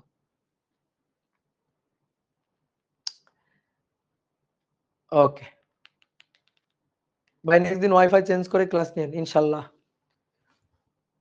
এই ওয়াইফাই ফেলে দিব, ফালতু আম্বার এটি, একটা নেট এত বাজে হইতে পারে। 10 সেন্টিমিটার তারের রোধ, তারের রোধ 10 ওহম। নাও এই ম্যাথ শেষ, তড়িতের শেষ ম্যাথ। তারটিকে বৃত্তাকারে বাঁকিয়ে, তারটিকে বৃত্তাকারে বাঁকিয়ে বৃত্তের উপর দুই বিন্দুর, বৃত্তের উপর দুই বিন্দুর তুল্য, দুই বিন্দুর তুল্য হচ্ছে 2 ওহম। বিন্দু দ্বয়ের অবস্থান, বিন্দু দ্বয়ের অবস্থান নির্ণয় করো। খুবই সুন্দর কোশ্চেন, বিন্দু দ্বয়ের অবস্থান নির্ণয় করতে বলছে। ঠিক আছে, খুবই সুন্দর একটা কোশ্চেন। দেখো একটা তার আছে তোমার কাছে, এই যে লম্বা একটা তার, এই তারের দৈর্ঘ্য ভাই 10 সেন্টিমিটার, হ্যাঁ, আর তার রোধ হচ্ছে 10 ওহম, 10 ওহম। তাহলে 10 সেন্টিমিটারের রোধ যদি 10 ওহম হয়, 1 সেন্টিমিটারের রোধ কত? ঠিক নেই, 10 সেন্টিমিটারের রোধ 10 ওহম হলে অতএব 1 সেন্টিমিটারের রোধ 10 ভাগ 10, 1 ওহম, বুঝলা? কি কঠিন ক্যালকুলেশন। এবার এই তারটাকে বৃত্তাকারে বাঁকানো হয়েছে, এই তারটাকে এই যে বৃত্তাকারে বাঁকানো হয়েছে। এবার বৃত্তের যে কোনো দুই বিন্দুর ধরো এই বিন্দু, ধরো এই একটা বিন্দু আর এই একটা বিন্দু, এই দুই বিন্দুর তুল্য রোধ 2 ওহম বলে দিছে, তুল্য রোধ 2 ওহম। তাহলে বলো তো এই দুই বিন্দুর মানে এই বৃত্তের উপর যে কোনো দুইটা বিন্দু তাদের তুল্য রোধ 2 ওহম। তার মানে এইটুকুর রোধ আর তার সাথে এইটুকুর রোধ এরা কিসে আছে? এইটুকুর রোধ আর এইটুকুর রোধ এরা পরস্পরের সাথে সমান্তরালে যুক্ত আছে। বুঝলাম? তাহলে ধরো এইটুকু তারকে আমি একটু মার্ক করি, এইটুকু তার হচ্ছে গোলাপি তার, মানে গোলাপি কালি দিয়ে মার্ক করে দিলাম। আর এইটুকু হচ্ছে সবুজ অংশ, এই যে সবুজ অংশ, এটুকু মিলেই তো এই তারটা। তাহলে ধরো এই যে এইটুকু হচ্ছে সবুজ অংশ আর বাকিটুকু হচ্ছে গোলাপি অংশ, এই যে বাকিটুকু হচ্ছে এই যে গোলাপি অংশ। বুঝলা? আমাদের চাইছে অবস্থান, অবস্থান এই বিন্দু দুইটার অবস্থান। এই বিন্দু দুইটার অবস্থান মানে কি জানো? এই তারটা আর এই তারটার দৈর্ঘ্য, সহজ কথা। এটুকুর দৈর্ঘ্য আর এটুকুর দৈর্ঘ্য কত সেটা আমাদের চাইছে, আর কিচ্ছু না। তাহলে তুমি আমাকে বলো, ধরো এইটুকুর রোধ হচ্ছে R1 আর এইটুকুর রোধ হচ্ছে R2, তাহলে এরা তো ভাই প্যারালালি আছে। তাহলে R1 হচ্ছে গোলাপি অংশের রোধ, R2 হচ্ছে সবুজ অংশের রোধ, এটা R2 আর এটা R1। তাহলে আমি যা জিজ্ঞেস করি তার উত্তর দিবা ফটাফট, আমি যা জিজ্ঞেস করবো তার উত্তর দিবা। বলো R1 এবং R2 এদের রোধের সমষ্টি কত? বলো রোধের সমষ্টি কত? উত্তর দাও 10। এই যে R1 হচ্ছে এটা, R2 হচ্ছে এটা, তাহলে এই টোটালটা রোধ কত? 10 না? R1 আর R2 এর যোগফল হচ্ছে 10, R1 R2 এর যোগফল হচ্ছে 10 থাকলো। এবার এটা R1 আর এটা R2, এই যে এটা R1 আর এটা রোধ R2, R1 আর R2 সমান্তরালে আছে, তাহলে সমান্তরালে থাকলে তুল্য হচ্ছে 2 বলছে RP। সমান্তরালে মানে উপরে দুটোর গুণফল আর ভাই নিচে দুটোর যোগফল, এই যে তাহলে সমান্তরালে তুল্য 2, এর আর এর তুল্য 2, উপরে দুইটার গুণফল R1 R2 আর নিচে দুইটার যোগফল তো 10, এই যে যোগফল তো 10। এটাকে একটা কাজ করি, সমীকরণে 1 বলে রাখি। তাহলে এখান থেকে R1 ইনটু R2 হচ্ছে 10 গুণ 2 20, ঠিক আছে? তাহলে অতএব R2 equal to 20 divided by R1, এটাকে ধরো বললাম সমীকরণ 2। এবার 1 নং সমীকরণ থেকে, এবার 1 নং সমীকরণ থেকে 1 নং সমীকরণ R1 প্লাস R2 হচ্ছে 10, তাহলে এখানে মান বসাই দিই, R2 এর মান বসাই দিব, R1 R2 হচ্ছে 20 divided by R1 equal to 10। তাহলে নিচে R1 উপরে R1 এর স্কয়ার ইনটু 20 ইনটু 10, তাহলে R1 এর square minus 10 R1 plus 20 equal to 0। এখান থেকে এবার সলভ করো, সলভ করে দ্বিঘাত সমীকরণ সলভ করো, সলভ করে R1 এর মান বের করো। তাহলে এটা 1 মাইনাস 10 প্লাস 20, তাহলে ভাই R1 আসলে হচ্ছে 5 প্লাস রুট 5, দ্যাট মিনস 7.236 এত ওহম, আর আরেকটা হচ্ছে 5 মাইনাস রুট 5 অর্থাৎ 8.2। বুঝলা? 8.2 না ভাই এটা তো R1 এর দুইটা মান, ওই তো ওটাই হবে। ওই 20 কে যখন R1 দিয়ে ভাগ দিবা, এখান থেকে মান নিয়ে ভাগ দিবা, তো 7.236 দিয়ে ভাগ দিলে এটাই আসবে দেখবা। তাহলে 2.7639 এত ওহম, ধরো এটা R1ই বললাম, আচ্ছা ঠিক আছে, R1 এরই দুইটা মান। এবার R1 এর মান ওখানে বসাও, বসে 8.2 পাবা, তো 8.2 এর মান দেখবা এটা বসালে এটা পাবা আর এটা বসালে এটা পাবা, তাই না? দেখি তো 20 ভাগ 7.236, এই যে 2.7639, দেখছো পেয়ে গেছি। তাহলে এই হচ্ছে আমাদের দুইটা রোধ, একটা R1 আর একটা R2, তাহলে এটাকে আর R1 না বলে R2 বলে দিই। এইবার আসো, আমাদের চাইছে এই বিন্দু দুইটার অবস্থান, যে কোন বিন্দু দ্বয়ের তুল্য হচ্ছে 2, এটা চাইছে আমাদের। তাহলে কোন বিন্দু দ্বয়ের? এমন ভাবে বিন্দু দুইটা নিব যেন একটা তারের দৈর্ঘ্য হয় 7.236 সেন্টিমিটার, আর একটা তারের দৈর্ঘ্য হয় 2.7639 সেন্টিমিটার। কেমনে? এগুলো তো ওহম, কেমনে বলতেছি, ওই যে 1 সেন্টিমিটারের রোধ এত 1 ওহম। এটা খুব ইজি করে দেওয়া হয়েছে। ইজি কেমনে করা হয়েছে জানো? তোমার ম্যাথটা ইজি করে দিছি, 10 সেন্টিমিটার রোধ 10 ওহম দিয়ে ইজি করে দিছি, যে প্রত্যেক সেন্টিমিটারের রোধ 1 ওহম করে। কিন্তু আমি যদি বলতাম 10 সেন্টিমিটারের রোধ 25 ওহম, তাহলে কিন্তু তোমার এই সব হিসাব করা লাগতো। তাহলে এবার আসলে 7.236 7.236 এত ওহমের দৈর্ঘ্য, এত ওহমের দৈর্ঘ্য 7.236 সেন্টিমিটার। আবার ঠিক একই ভাবে 2.7639 এত ওহমের দৈর্ঘ্য, এত ওহমের দৈর্ঘ্য হবে 2.7639 সেন্টিমিটার। তাহলে এই হচ্ছে অ্যানসার, এটাই হচ্ছে অ্যানসার। যে বিন্দুদ্বয়ের অবস্থান নির্ণয় করো, অর্থাৎ বিন্দুদ্বয় এমন হবে যাতে দুইটা অংশের দৈর্ঘ্য যথাক্রমে এত সেন্টিমিটার ও এত সেন্টিমিটার হয়। এই হচ্ছে কাহিনী।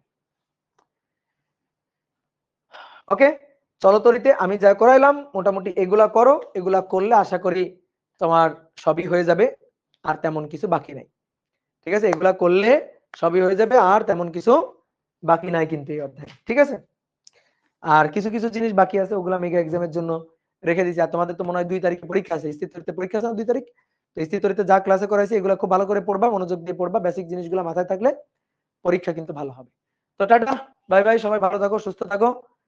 তোমাদের সাথে আর কোন অধ্যায় নিয়ে দেখা হচ্ছে বলো? এরপরে কোন অধ্যায় নিয়ে দেখা হচ্ছে তোমাদের সাথে? নাকি তোমাদের অপার ভাই নিবে ক্লাস, নাকি আমি এখন রেস্টে যাব?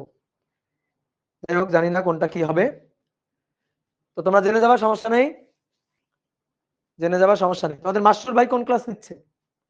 তোমাদের চলতরিতের পাশাপাশি কি চলতেছে? চলতরিতের পাশাপাশি কোন অধ্যায় চলতেছিল? চ্যাপ্টার 7 পদার্থের গাঠনিক ধর্ম চলতেছে না? ওকে, তাহলে আমার তো চলতরিত শেষ হলো, এরপরে মনে হয় ভৌত আলোক বিজ্ঞান আছে আমার কপালে।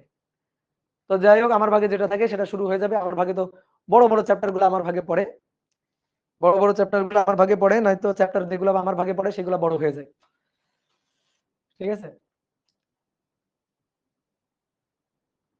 আমি কোনো ম্যাথ দেখে তাড়াতাড়ি চিন্তা করতে পারি না। এখন তাড়াতাড়ি চিন্তা করতে হবে না, এখন আগে ম্যাথ শেষ করো, বইয়ের ম্যাথ শেষ করো, আমরা যা করা এটাই করো আগে।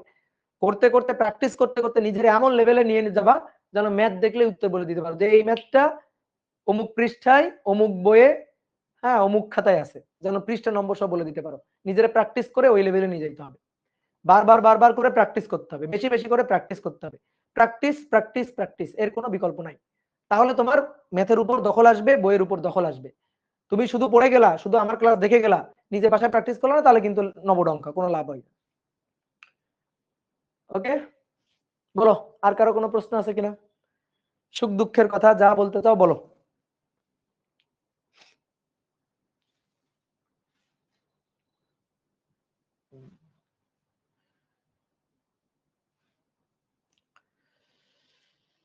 বিয়ে করবেন কবে? এই কোশ্চেন ছাড়া আর কোনো কোশ্চেন নাই দুনিয়াতে? এই কোশ্চেন ছাড়া কি আর কোনো কোশ্চেন নাই? ভাই দ্বিতীয় বর্ষের পড়ার একটু চাপ বেশি, পড়তে মাঝে মাঝে মন চায় না, একটু সাজেশন দেন। নিজেরা ধরে মাঝে মাঝে মাইর দিবা। ঠিক আছে, নিজেই নিজের গার্জিয়ান হয়ে যাবা, তারপরে চিন্তা করবা যে তোমার হচ্ছে উত্তম মাধ্যম ম্যাথ দরকার, না হলে তুমি পড়তে পারতেছো না। ঠিক আছে, এইভাবে নিজেরা মোটিভেট করবা।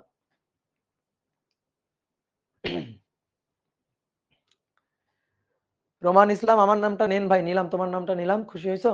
বলো, এবার আমারে মিষ্টি খাও, এবার আমারে মিষ্টি খাও। ওকে, তাহলে টাটা, বাই বাই, সবাই ভালো থাকো, সুস্থ থাকো। তোমাদের সাথে আবার দেখা হয়ে যাবে তাড়াতাড়ি, খুব শীঘ্রই। ততদিন ভালো থাকো, সুস্থ থাকো।